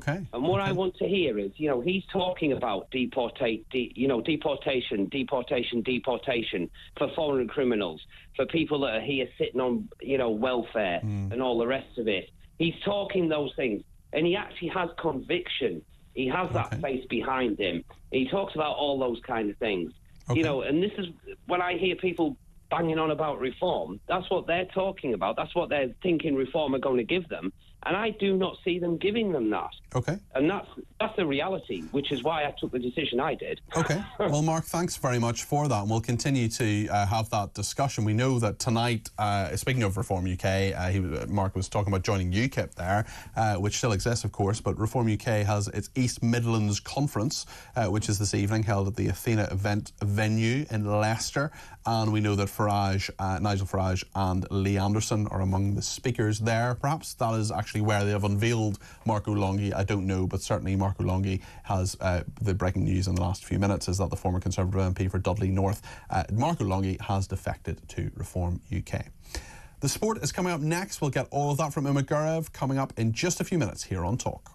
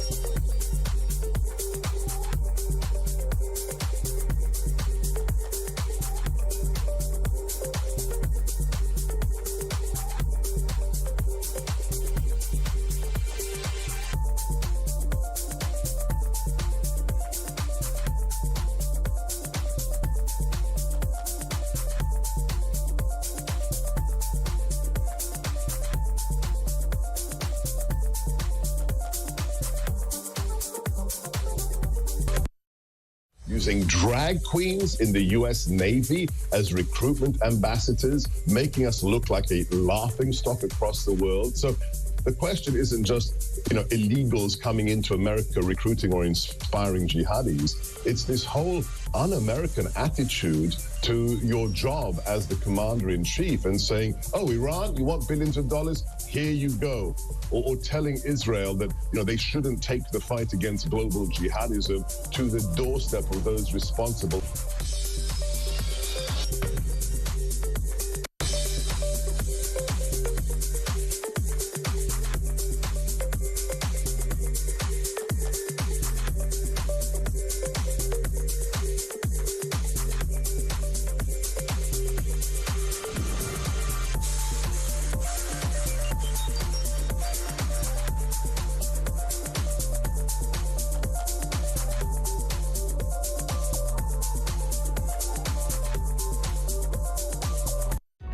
Across the UK, on DAB+, on YouTube, on the app, on your mobile, the home of common sense.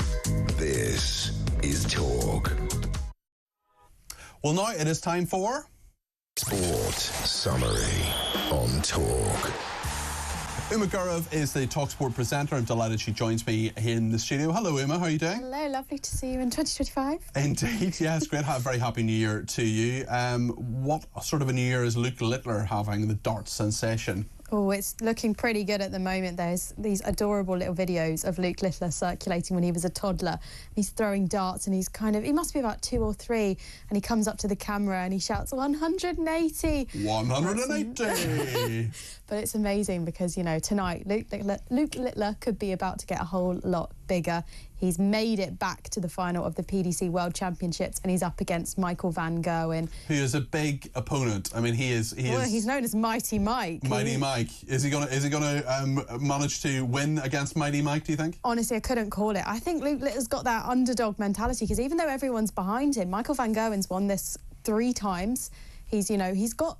You have to spare a thought for Michael van Gerwen. I don't think many people will be supporting him tonight, bless him. Yes, indeed. A tough one for him. Yeah, he's 35 years old. He's over double Luke Littler's age, and he's won this 3 times before, but not since 2019. He's had a rough journey, and now he's up against this 17-year-old superstar. Who would become the youngest ever winner of the PDA. He would, and he'd take that off Michael van Gerwen. What is the prize? Is it a speedboat? I'm not sure there's a speedboat involved, but there's a Sid Waddell trophy, and there's obviously. I sort of feel with darts there should be a speedboat after Bullseye. Are you too young for Bullseye? Oh no, I know Bullseye. You know Bullseye. Isn't there there was a reboot, wasn't there? That's right. The top prize is apparently £500,000, which should buy you probably more than one speedboat. I would argue. Right, on the Premier League, Manchester United versus Liverpool. That's happening at 4:30 on Sunday. Yeah, it's a bit disappointing going into this clash this year, because normally this is one of the fixtures we talk about as being one of the standout games of the season. But at the moment, you look at Man United. I mean, they're actually talking about Manchester United getting involved in a relegation battle, which is unthinkable when you think back to just where they were, I suppose, not so many years ago. Liverpool, of course, 6 points clear at the top of the Premier League table and just looking completely unstoppable. But all the chat around this one has actually been about the players. Obviously, the January Premier League transfer window opened yesterday, and there's a couple of players both from Liverpool and Manchester United who could be on their way out pretty soon. There's a trio from Liverpool: Trent Alexander-Arnold, Mo Salah and Virgil van Dijk, who are all out of contract this summer, and there doesn't seem to have been any conversation about keeping them at the club. And these are 3 of Liverpool's most important players. Really worrying for Liverpool fans. Mo Salah today has said, I think this is going to be my last year at the club. That's not the first time he said that, and considering he's the Premier League's top scorer, breaking records every single weekend, Liverpool fans, I think you might be a little bit worried. Any more information on Marcus Rashford and where he may be headed? Yeah, it looks like after having turned down offers from the Saudi Pro League, he has now been connected to Napoli. They seem to want to do a swap deal involving Marcus Rashford and Victor Osimhen. So it looked like Rashford could be going to Napoli and Osimhen will be coming back. The only thing is that Manchester United would still have to pay Rashford's wages for that deal to go through. So we keep eyes on that. He's ill this weekend, so we won't see him involved in the fixture against Liverpool. But will we actually see him play for Manchester United again? It's possible that we may never, ever see that. Let's talk tennis, because Djokovic has had a shock exit from the Brisbane quarter-finals. This is just a few weeks before he teams up with his new coach, Andy Murray. Andy Murray, I mean, what a turn-up for the books that those two now collaborating, having been such incredible and brilliant rivals for such a long time. But they do seem to have a real friendship. They do, and honestly, you know, I can see, you just see this. I was saying to someone the other week, this is going to be a movie in about 20 years' time. Bromance. A team up, and this is the start of it because Novak Djokovic. Me? Yeah, he'll play you in the film. Me. I'm going to come back and play young version of me. I'll still be looking like this, hopefully.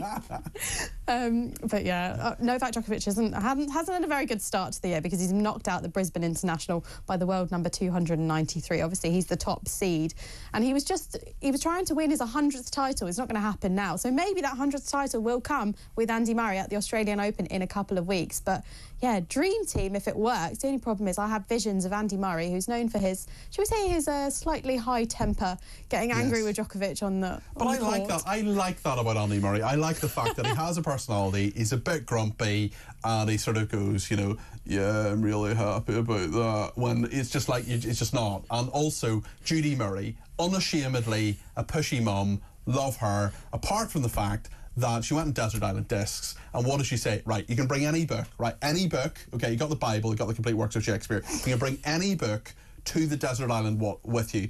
What book does she bring, Uma? What book does Judy Murray choose? I don't know. What does she bring? The Da Vinci Code. The Da Vinci Code, arguably one of the worst novels ever written. I couldn't get through it, actually. I agree with you on that. I got about halfway through it and then threw it across the room because it was so bad. I can't believe you're taking Shakespeare.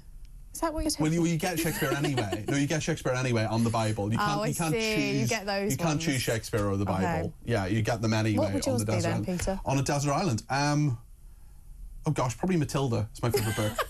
It is my favourite book. I read it once a year. That. I love it. It's great. It's a great novel. Even though Roald Dahl was a horrendous anti-Semite, he nonetheless created brilliant works of children's literature, and it is that age-old question of whether you can separate the art from the artist. But I feel we've sort of veered for another day. Well, I feel we've veered off topic somewhat, Uma. But nonetheless, thank you so much for the sports update. That was Uma Gurra for the talkSPORT presenter, and there will, of course, on talkSPORT over the weekend, there'll be live coverage of presumably Manchester United versus Liverpool and other matches as well. There'll be updates of Man United versus Liverpool, and we've got live comms of Tottenham Newcastle tomorrow and Wolves Nottingham Forest on Monday night, so make sure you stay tuned to all of that. And of course, don't forget, the darts is live on the radio tonight, 8 p.m. We're expecting that match. Because doesn't it cost like £1 billion to actually watch it?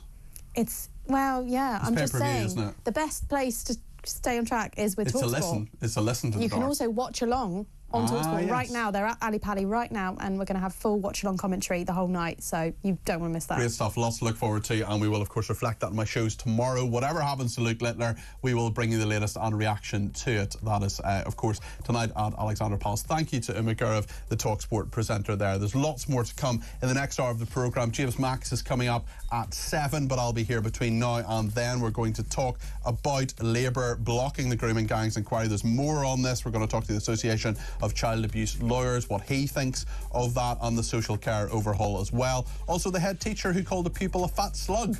He has avoided a classroom ban. And should there be a 4-day week in the education system? Yes, really. And Sweden recording its lowest number of asylum applications since 1997. One of my favourite guests ever in the history of my 4 years in the station, a guy called Ralph Schulhammer. He will be with us before 7 o'clock. We'll take your calls, texts and tweets as well. Be sure to give me a ring. 0344 499 1000 is the number to call. Stay with us.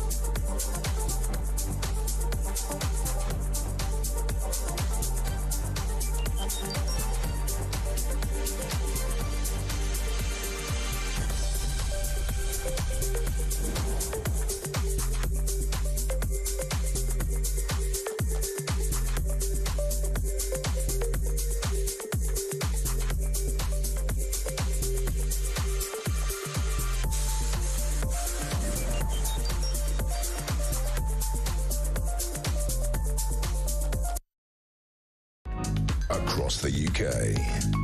On DAB+, on YouTube, on the app, on your mobile.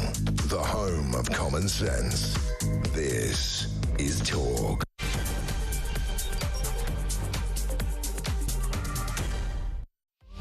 Well, a very good evening. This is Talk Drive. I'm Peter Cardwell. Thank you so much for your company. I'm here for the next hour between now and 7 when James Max takes over between 7 and 10. I'm also back tomorrow between 10 a.m. and 12:30 and also on Sunday between 10 and 1. But loads to talk about this hour, including Labour blocking an inquiry into rape gangs. There are questions still about Keir Starmer's conduct as head of the CPS during all of this time. We will talk about that in a second with the president of the Association of Child Abuse Lawyers. We'll also talk about the head teacher who called a pupil a fat slug. He has avoided a classroom ban and the 4-day week in the education system. This is apparently to give students a work-life balance. Is that really the point of school? I'm not so sure. We'll talk about asylum in Sweden as well. What have they got right that we could perhaps learn from them? We'll take your calls, texts and tweets as well. 0344 499 1000 is the number to call. James is on the phones today, and if you want to give me a call, you give him a ring, you make your point, and then we'll get you on between now and 7. I love talking to callers. I love talking to guests, but talking to callers is the thing I like best because this is my show, but it's your show too. You can also text me on 87222 with the word talk in your text. You can tweet me at talkTV or follow me at Peter Cardwell. The main number does 3 things. You can send me a voice note via WhatsApp, less than a minute, please. We'll play those out. You can also send me a WhatsApp text message and ring me for a discussion live on the air. 0344 499 1000.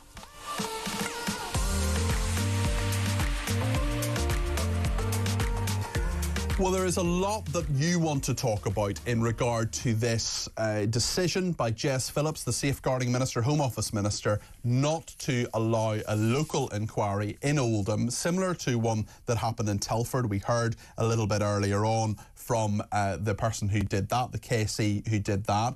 We've also heard from Elon Musk saying that Jess Phillips has got it wrong. Elon Musk says there should be an inquiry and has called her, has actually made some very, very serious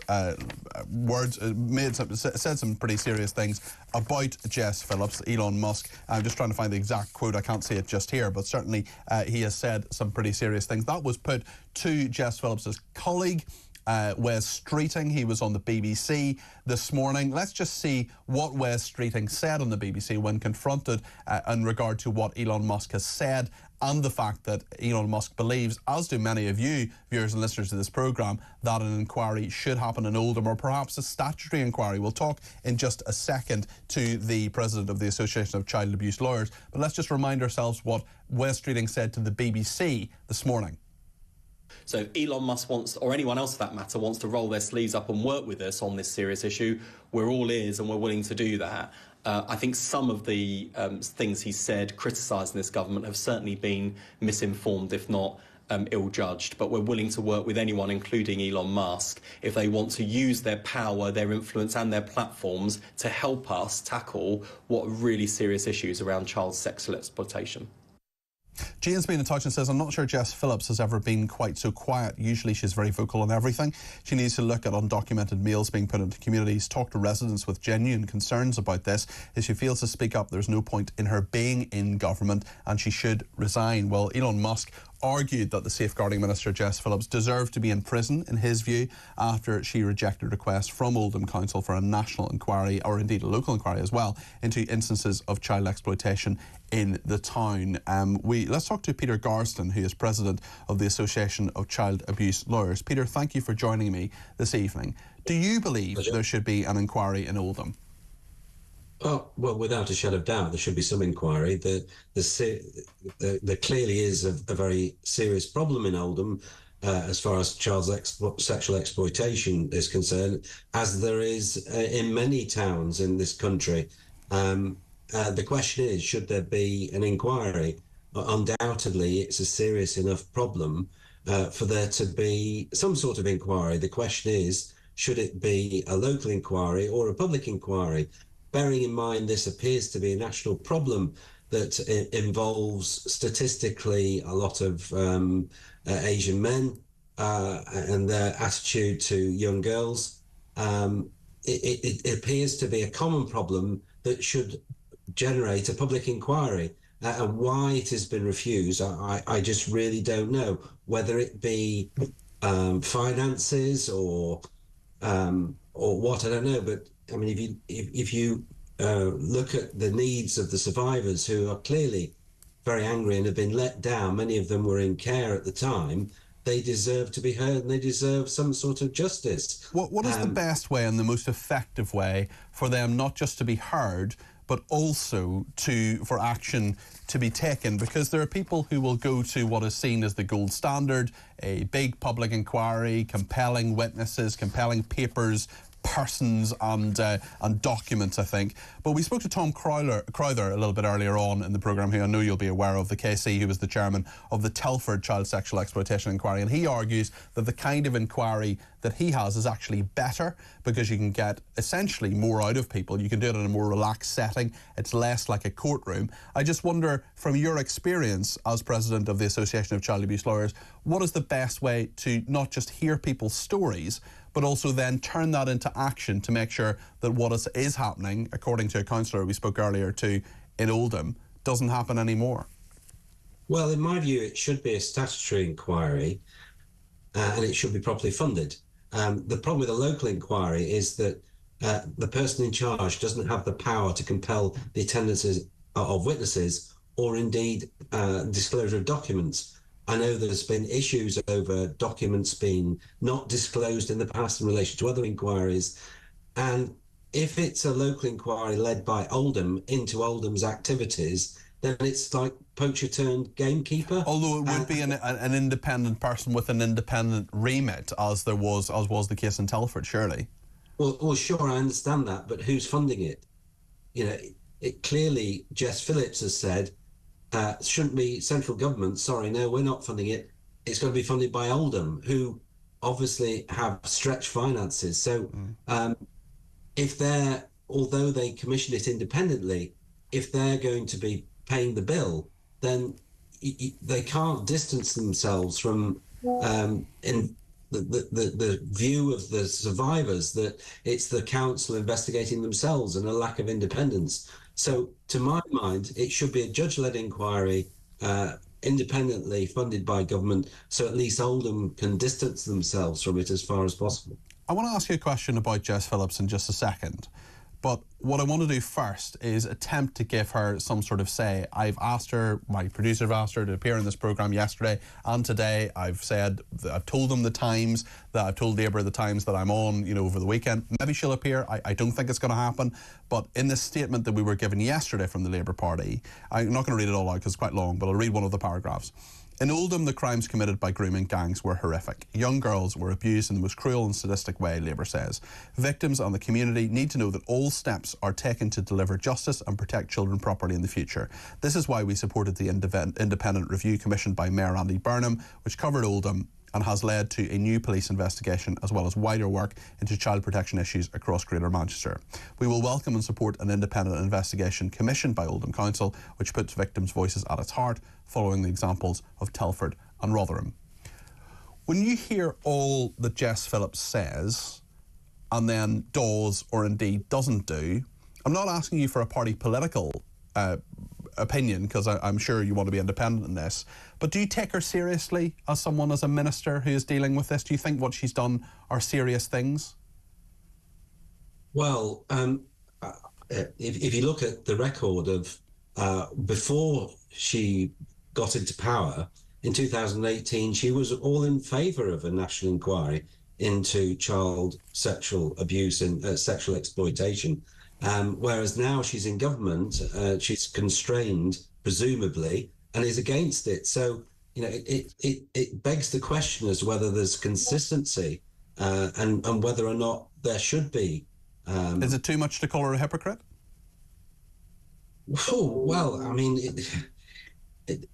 I met with Jess Phillips before she came into power, and she was full of enthusiasm and wanted to look after the rights of victims and support them. But by her denial of this inquiry, she's sending a very bad message to the victims of abuse who I represented, and they will come to the view that this is yet another attempt by government to avoid giving them justice, despite the protestations that Jess Phillips is putting forward, and indeed other Labour spokespersons that I've heard on the media. So I'm very disappointed, and I speak on behalf of the victims of abuse, and I'm sure they're very angry and feel let down by the government. It wouldn't have been difficult to agree to the inquiry and send out a positive message which would reassure these victims who have a ruined life from getting some sort of justice. The other alternative is that they go to the civil system, claim compensation that way. But there are Supreme Court decisions that more or less give local authorities an exemption from liability, so that there are hurdles put in their way, whichever path they tread, and they end up, their mental health ends up deteriorating, and they feel more and more angry and let down, and that's a shame. Thank you very much indeed. That's Peter Garston there, who's president of the Association of Child Abuse Lawyers. We're talking as well, not just about child abuse, not just about the rape gangs, but also about big political issues, about social care reform. There are lots of people getting in touch about this as well. And Leslie on social care says, Happy New Year, Peter. Happy New Year, Leslie. Why would any party be against getting proper justice for these young women? What are they afraid of? Well, I think Jess Phillips would say she does want justice for these people, but there are people who would argue, and I think I'm one of them actually, who would say you're slightly going about this in a way that doesn't appear to be consistent with what you said previously. As I said, I'd love to talk to Jess Phillips. I'd love to have her on this programme. I've asked the Home Office, I've asked her advisors, my producers have as well. She's very welcome to come on today, tomorrow, Sunday, whenever. Rob says, why should Western citizens have to put crash barriers everywhere to protect our right to freedom? This person says, if that many children were abused in any other setting, people who allowed it would be in prison. Adam says, Peter, you're a good man. I consider myself to be reasonable. If you or I let kids down that badly, I think we would find it hard, we would hand ourselves in and reject our pensions and wages. Graham says, I'm surprised Labour hasn't set up a task force on the number of managers in the NHS, which would be staffed, no doubt, by countless NHS managers. Regarding the NHS, why not just target one hospital, says this person, a big city hospital, strip it back to the bones and build it from the ground up to being brilliant, and then when we realise what it takes, roll it out gradually nationwide. That's what a businessman would do if he had a chain, be strict and without deviation, and it would work. Mac in Glasgow says, why is it that when other countries get snow, they're better prepared than we are? We can definitely learn important lessons for them. I would guess it's because of poor management and budget cuts. Other countries must laugh at us. Great show and wishing you a very happy new year. Best wishes. Thank you, Mac, and best wishes to you as well. We've had some breaking news as well this evening that Marco Longhi, the former Conservative MP for Dudley North, well, he has joined Reform UK. We know that they have got one of their regional conferences in Leicester this evening, and Nigel Farage and Lee Anderson will be talking at that, speeches and presentations, no doubt, throughout the evening. For that is happening in the East Midlands Conference Centre at the Athena event venue in Leicester. We also know that a number of people have got in touch and said, well, particularly Mark in Lincolnshire, a regular caller to this programme, he says that he doesn't believe that Nigel Farage is the way forward, and in fact he has joined UKIP. Remember them. Alistair in Edinburgh has been in touch, 0344 499 1000. Alistair, what do you make of Reform UK? Well, I'm sorry, forgive me, but I've never talked on live radio before, and I've got my family listening. Well, you're very welcome, Alistair, and thank you for the call, and just take your time and make your point. Yeah, I won't take too long. It's probably about 30 seconds or so. I've written some notes down here. I'm 63 years old. I'm not politically motivated in any way, but I'm very concerned about the comments all over social media about immigration and the grooming gangs, etc. It seems to me that there's a real problem now in the UK. Which party is going to solve this? The UK needs a leader to represent the UK public. It's getting out of hand, and I feel unless something is done, riots will probably happen with a breakdown of social order. I think Keir Starmer, being a lawyer himself, knows how difficult it is to make changes, but I also think he's weak. The UK needs someone like Donald Trump, I'm afraid to say. If we don't do anything or let things progress the way they are going, I think calamity is around the corner. Regarding the grooming gangs, I think there needs to be an independent public inquiry. Ministers, of course, have a balancing act to play, but it's moving into dangerous territory now. I think the public are getting really fed up and angry, and the two main political parties don't seem to be able to do anything about it. What do you think, Alistair? Why do you think reform would be... Sorry to interrupt you, Alistair. Why do you think reform would be different? What is it about Nigel Farage or any of the other politicians in Reform UK that you think that they have a different approach? Yeah. Well, Farage seems to speak for most of the public that are fed up. The two main political parties don't seem to be able to solve this problem with immigration, legal and illegal immigration. I think we need a points-based system like they have in Australia. Farage has got the gift of the gab. You know, most people like him. He's a very good politician. He speaks clearly and he speaks to the working classes in this country.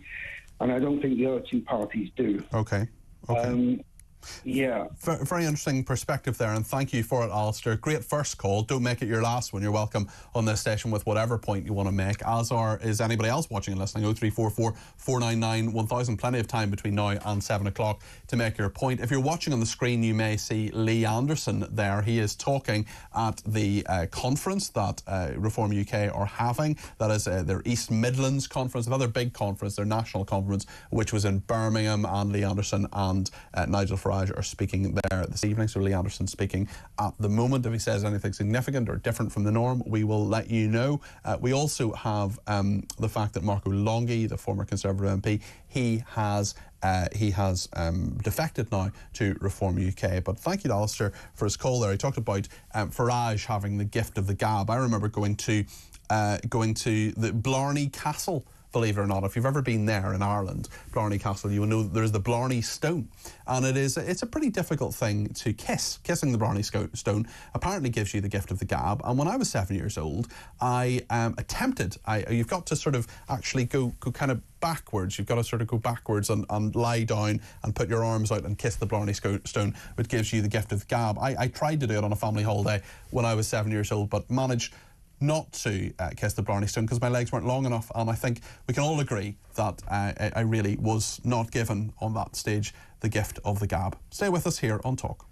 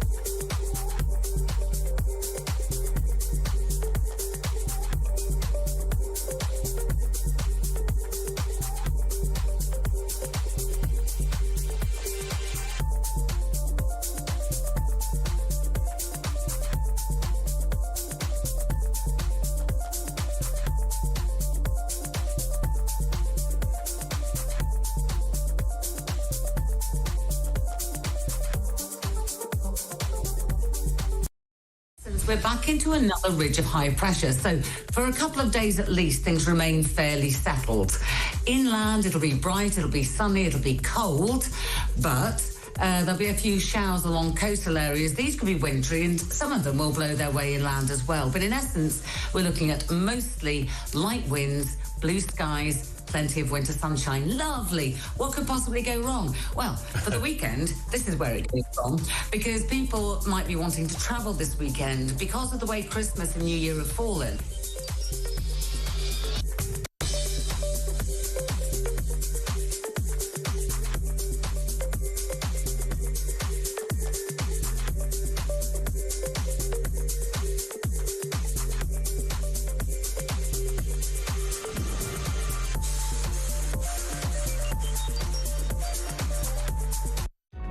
Across the UK, on DAB+, on YouTube, on the app, on your mobile, the home of common sense.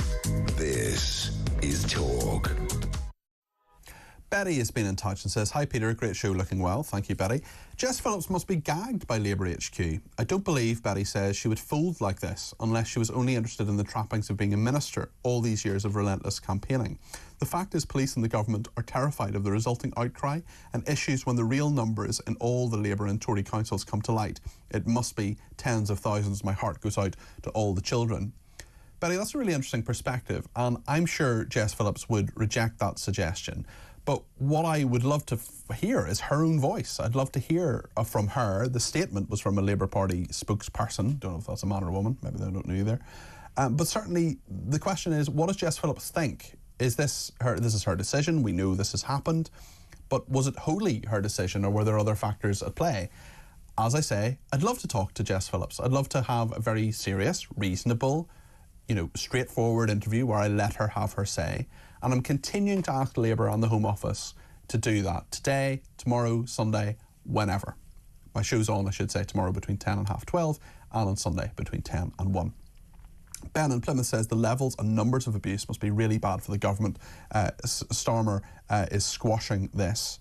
Thank you to Suze, who says streeting is gaslighting the public. Gordon in Staffordshire says every British person should be thinking of your daughter or granddaughter. How can this cover-up be allowed? Andrew in Cornwall says if the Labour government refuses to sort out this disgusting excuse of humans in Oldham, maybe they should offer their children up to be the next poor victims, and let's see how fast the wheels turn then.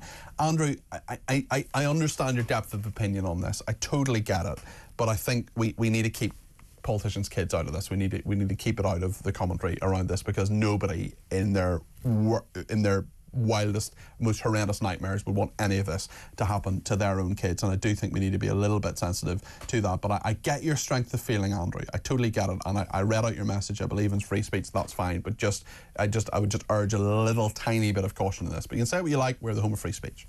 Mick in Leeds says, "Hi Peter, great show as always. I think the British government should, when they come to power, swear allegiance to this country and the British people. If they sway from that, they should be sacked."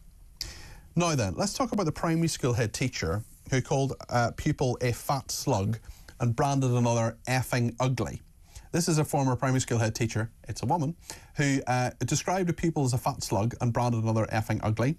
Nicola Brogan, who worked at Woodland Community Primary School in Haywood in Lancashire, also nicknamed the teacher Captain Camp in reference to his sexuality, and called a parent who was Scottish an effing jock, a teaching misconduct panel found. The experienced head teacher, who led the school between September 2011 and December 2019, created apparently an uncomfortable and negative working environment. They said, though, that she deserves considerable credit for helping steer the 470 pupils school out of special measures and into a good rating with Ofsted. Chris McGovern is with us, chairman of the Campaign for Real Education.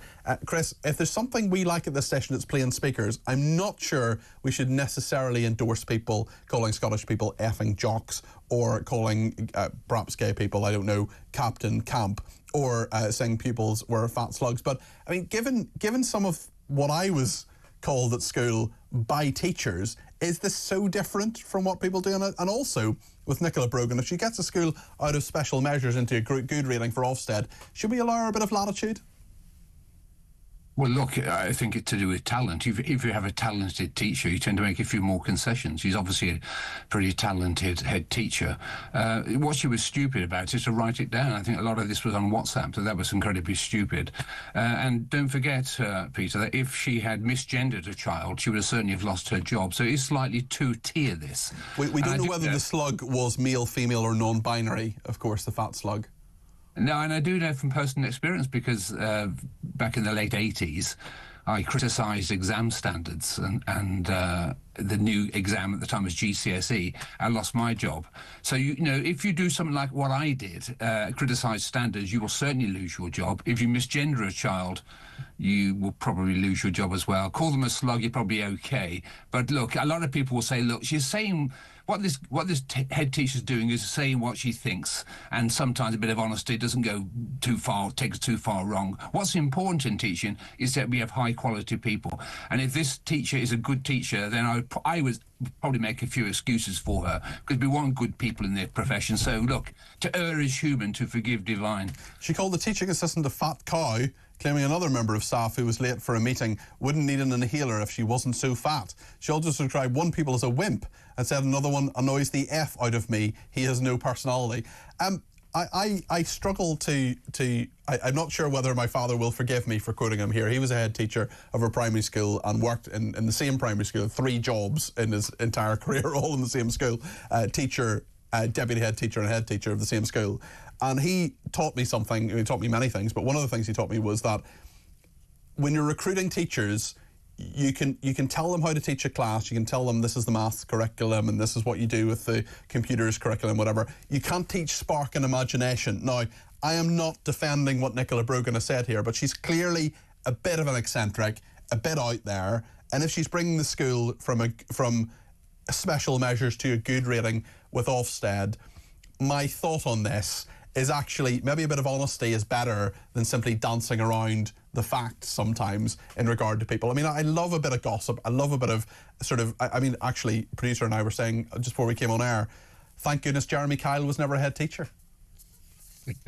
That's a good point. Look, we do need personalities in education, and these days it's also... So much of the personality's been driven out of teaching, I feel, and our society in general, a bit of eccentricity. Yeah, if you put your head above the parapet in teaching, you lose your job, as I found in my own experience. I was driven out of the state sector, and I was put into I went into the private sector. When I left the teaching profession back in the 80s, my case was debated in Parliament. It was front page news at the time. Didn't save me. But when I went into the private sector, became a head, we had 9 applicants for each place in the school. It's still today highly successful. Look, I'm a bit of a maverick in education. We need mavericks in education. We need people to be free to speak out. This lady, I think, was mistaken and unprofessional. But I would, if she's a good teacher, a good head teacher, you have to keep her. But you have to tell her, look, you know, use your common sense. I think she actually has apologised, got it wrong, and don't be so stupid. But look, we want good people in the profession, and we desperately want people to speak out, and they don't. I'm just reading more. I'm just reading more about this teacher. Sorry, I shouldn't laugh at this. I'm sure it was horrible for the people who are on the receiving end of the abuse. But the panel also found she inappropriately joked with a teacher about whether they would have sex with an Ofsted inspector in return for an outstanding rating. I mean, she sounds sort of awful, but also incredibly good fun. It's a joke. I mean, that's the point about it, you know. Look, as an educationist myself, I recall talking to a head of a leading school not so long ago who said about me, he's never known anybody more vilified than me in education. Well, I don't care about that at all. We need to speak. By the way, I taught his daughter and he liked what he found in me. So he wasn't criticising me personally. But if you speak out, you do get vilified. We do need characters. This was a joke. She makes jokes. She's got a sense of humour. People like that can be difficult. We know that. The sense of humour is not for everyone, though, Chris. And sometimes you do have to, you've got to maintain a professional working environment as well, don't you? Of course you have. You know, it's like managing Paul Gascoigne. Do you have him in the England team because he's a great player, or to say no, he drinks too much, it's a problem? No, you accommodate talent. If this lady was no good, I'd have her out. But if she's talented, you keep her in, and you make sure she doesn't step out of line. Of course, it's unacceptable. I'm not trying to defend what she said. I think she herself understands that now.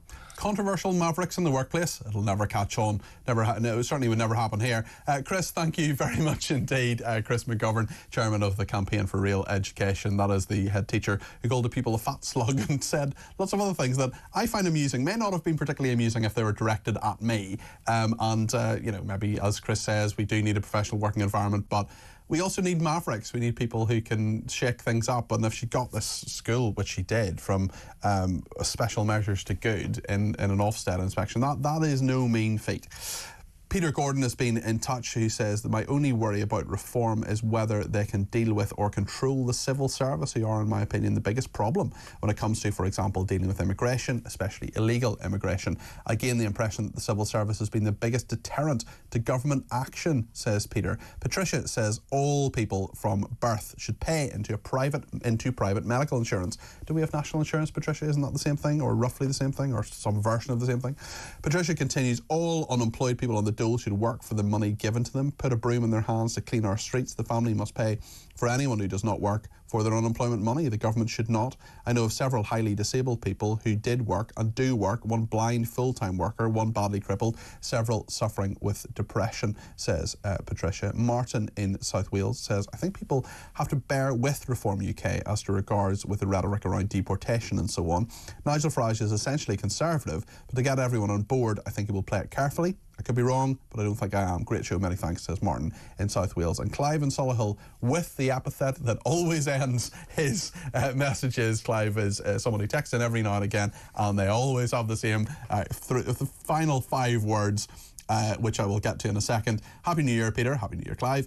So Jess Phillips' silence is deafening, and it's just another example of the useless people who are in Starmer's useless government, says Clive. Louise Hay, useless and had to resign. Wes Streeting, asking for ideas. Angela Rayner, well, just embarrassing. Mandelson, exclamation mark. That's all he says. Mandelson, exclamation mark. And now Starmer raging for his kids to jump a queue. That's about his level. This country is finished with this lot in charge. Vote reform, Clive in Solihull. I am going... This isn't going to be popular. This is not going to be popular, but I am going to defend Keir Starmer on the jumping the tobogganing queue. Right, he's in Madeira on holiday. He is a protected person. He has 24-hour police guards with him. They're armed. They're with him no matter where he goes, and will be for the rest of his life, because he is, and at some stage will in the past have been Prime Minister of this country, and all those people, there are 6 or 7 of them now, are entitled to that for life. If he is standing in a queue for 3 hours for a toboggan, he is going to be a target. People are going to come up to him, they're going to cause trouble, they're going to abuse him in some ways. That's fine. I have no problem with people putting sort of remarks to him, as long as they do so in a reasonable way. But if you have the Prime Minister in a place which is public for that length of time, there's going to be a security aspect to that. Also, he didn't go in the toboggan, his kids went on the toboggan, and it was the toboggan organisers who said that the kids could jump the 3-hour queue. So, I know this isn't popular, but I am... Look at me defending Keir Starmer, never happens, but I am defending Keir Starmer on Toboggan Gate. Betty says, Peter, get that teacher an OBE. If she wears a Tourette's wristband, they might make her a lord, says Betty. Interesting thoughts on that one. The head teacher sounds great, says Nikki. We need more like her. And Graham says, if Nigel Farage was to pass away tomorrow, I don't think Reform as a party would survive. It's all about Farage. And Patricia says, Reform with Nigel Farage as leader should be successful. Nigel says the truth. He is intelligent. All I hope is he susses out all the people who have joined his party, as he does not need any backstabbers like Boris Johnson had around them. And thank you to everybody who has sent in messages. We'll take some calls. We will also talk to Ralph Schulhammer, the political theorist, about immigration and a few other aspects of what is going on. Ralph is with us next here on Talk.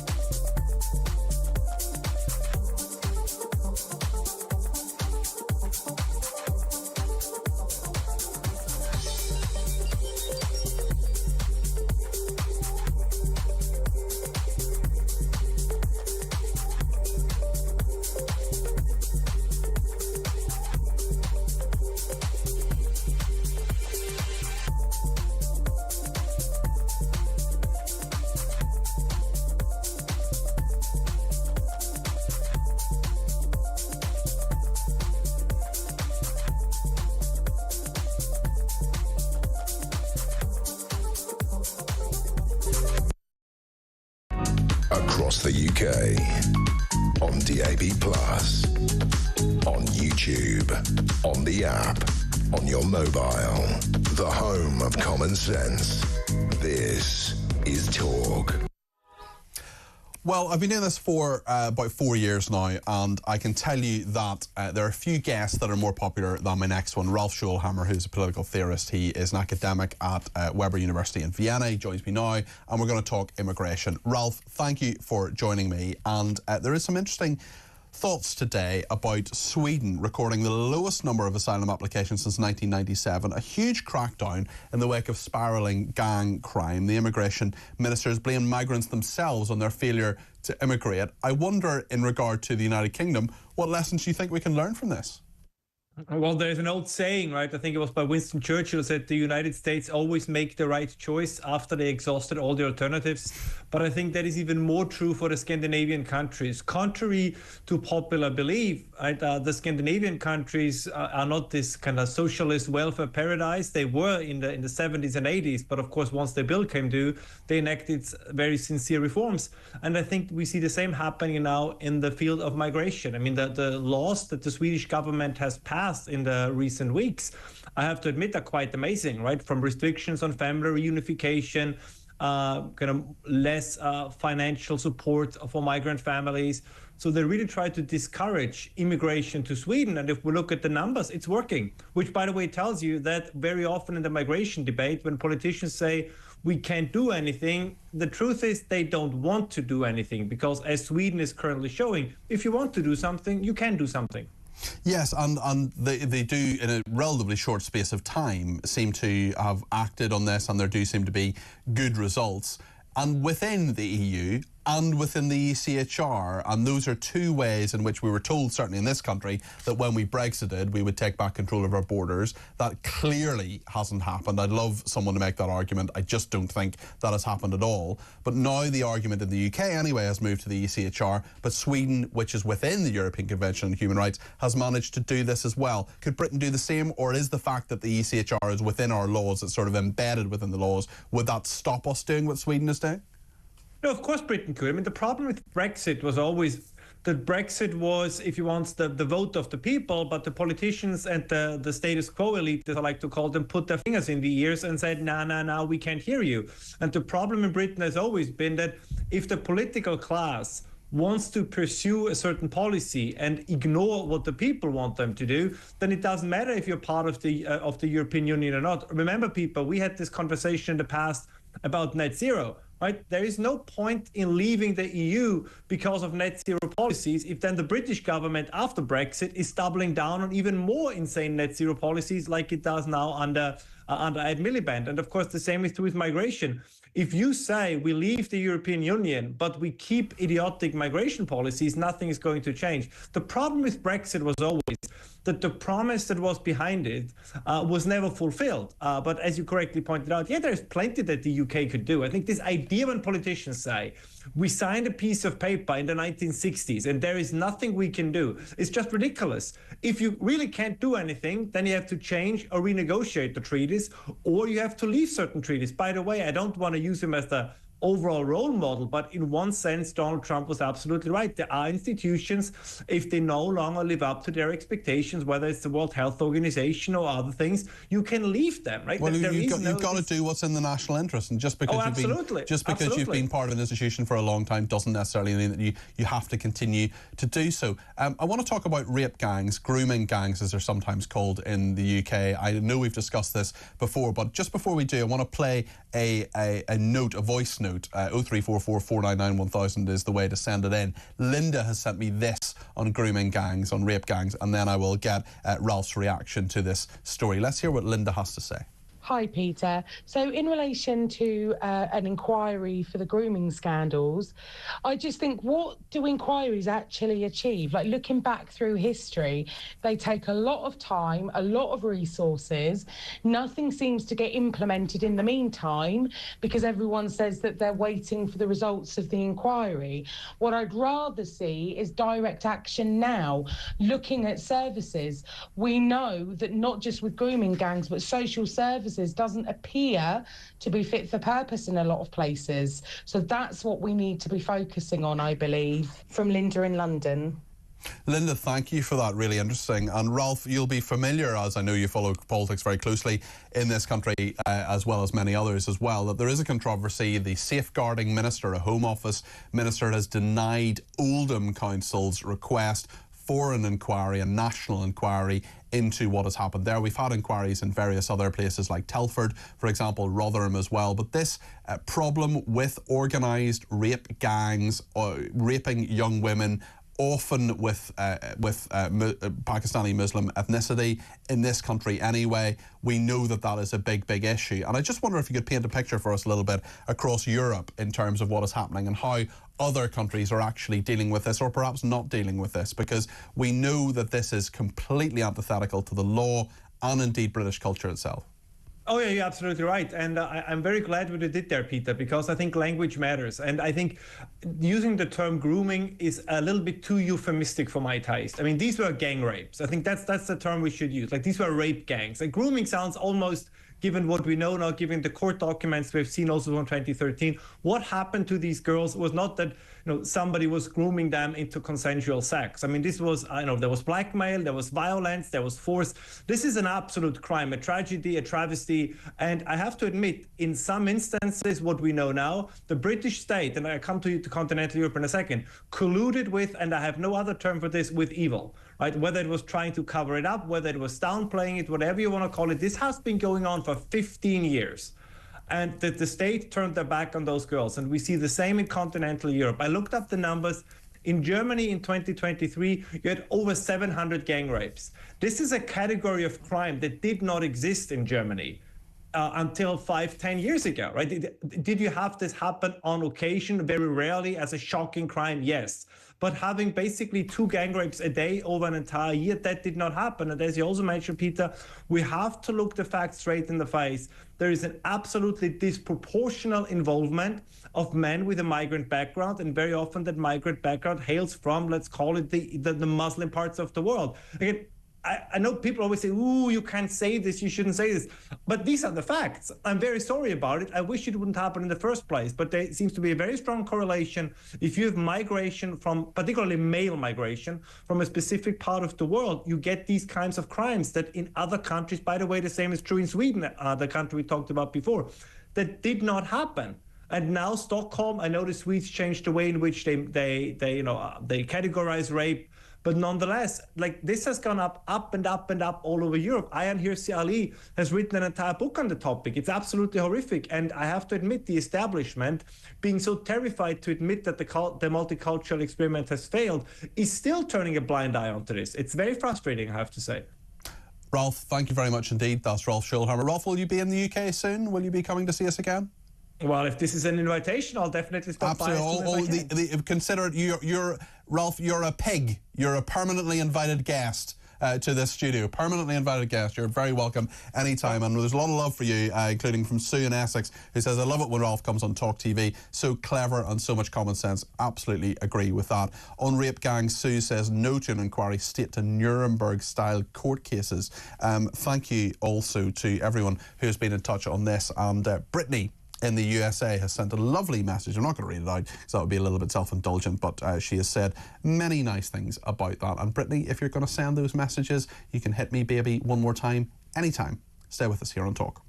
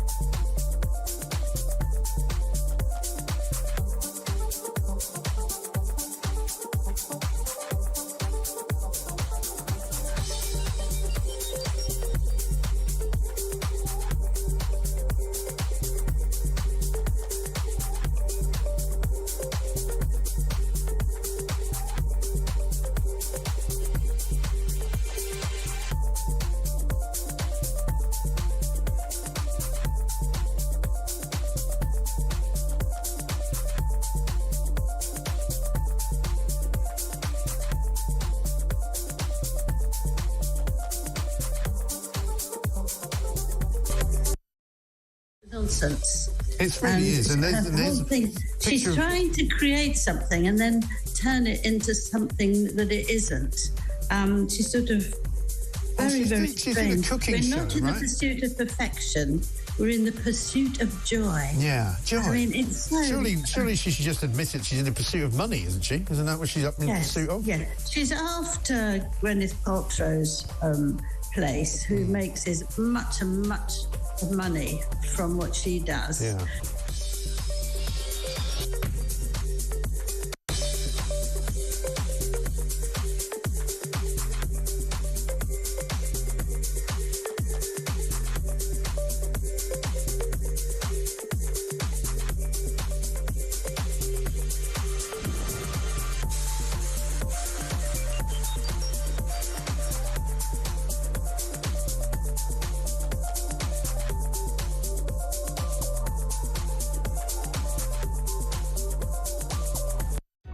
Across the UK, on DAB+, on YouTube, on the app, on your mobile, the home of common sense. This is Talk. So, as you know, I often look at my phone during the breaks to see what's been happening on Twitter and what people have been saying. Very interesting comment from Marilyn Hawes, who has been on this station this week in reaction to what Jess Phillips has done or indeed not done. She's the Chief Executive of Freedom from Abuse, and she is someone who has been a very, very good advocate and a very strong advocate for so many people who have been through the most horrendous times. And she has reacted to what Peter Garston said. Now, what our technical people behind the scenes are doing now is getting what Peter Garston said. I asked him directly about Jess Phillips.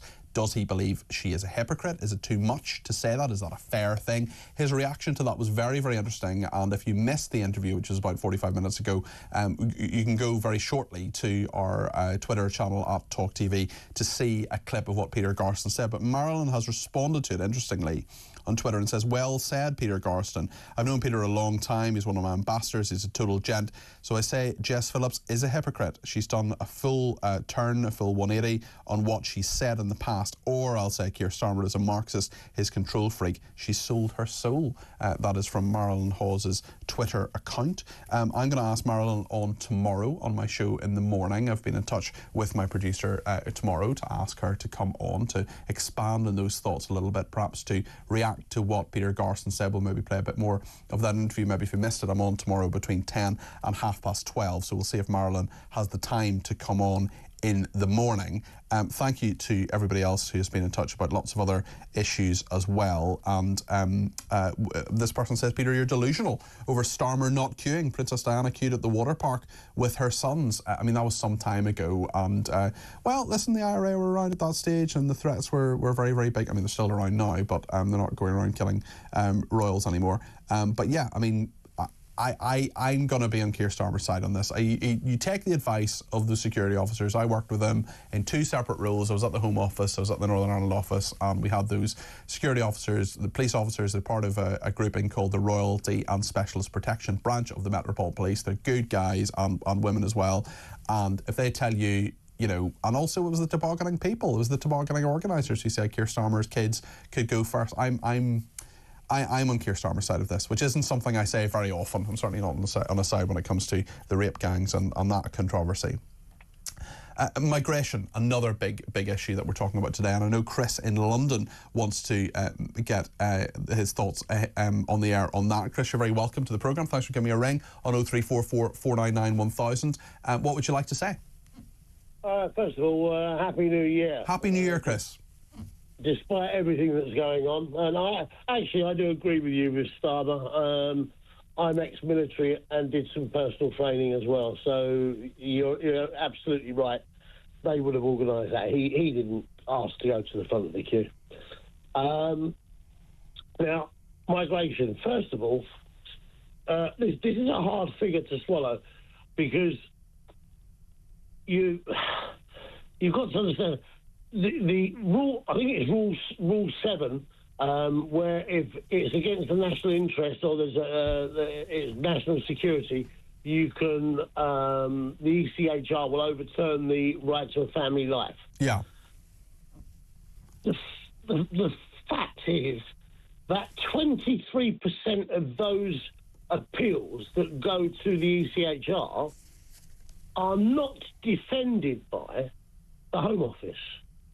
Yeah, you're absolutely right. They often don't turn up to the courtroom as well. Now, that's indicative of what's been going on with not just Labour now, but Conservative before, and even Labour before that. It is about the Muslim bloc vote. They don't want to upset anybody. They don't want to call anybody out because they felt all along that this was going to get. Do you think there is a Muslim bloc vote? Because I know various Muslims who vote in lots of different directions, and certainly there are some who vote for candidates who have expressed support, for example, for pretty controversial characters in the Middle East, for example, and we have now 4 or 5 of those MPs who are there. And I'm sure Labour are looking over their shoulder at this, but this has been longer even than that has existed, that their stance on immigration hasn't been what I would imagine you would want it to be, Chris. Well, because of the way that integration hasn't happened on the most part. Now, I'm very, very lucky, all right? I'm living at my parents' house. I'm 63.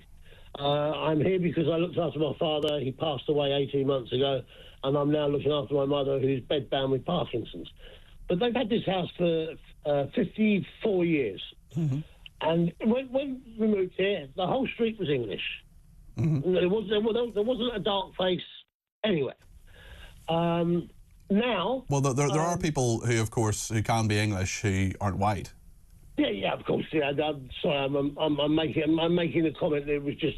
white English people. Yeah, certainly, yeah, English. Of course. It was all white English.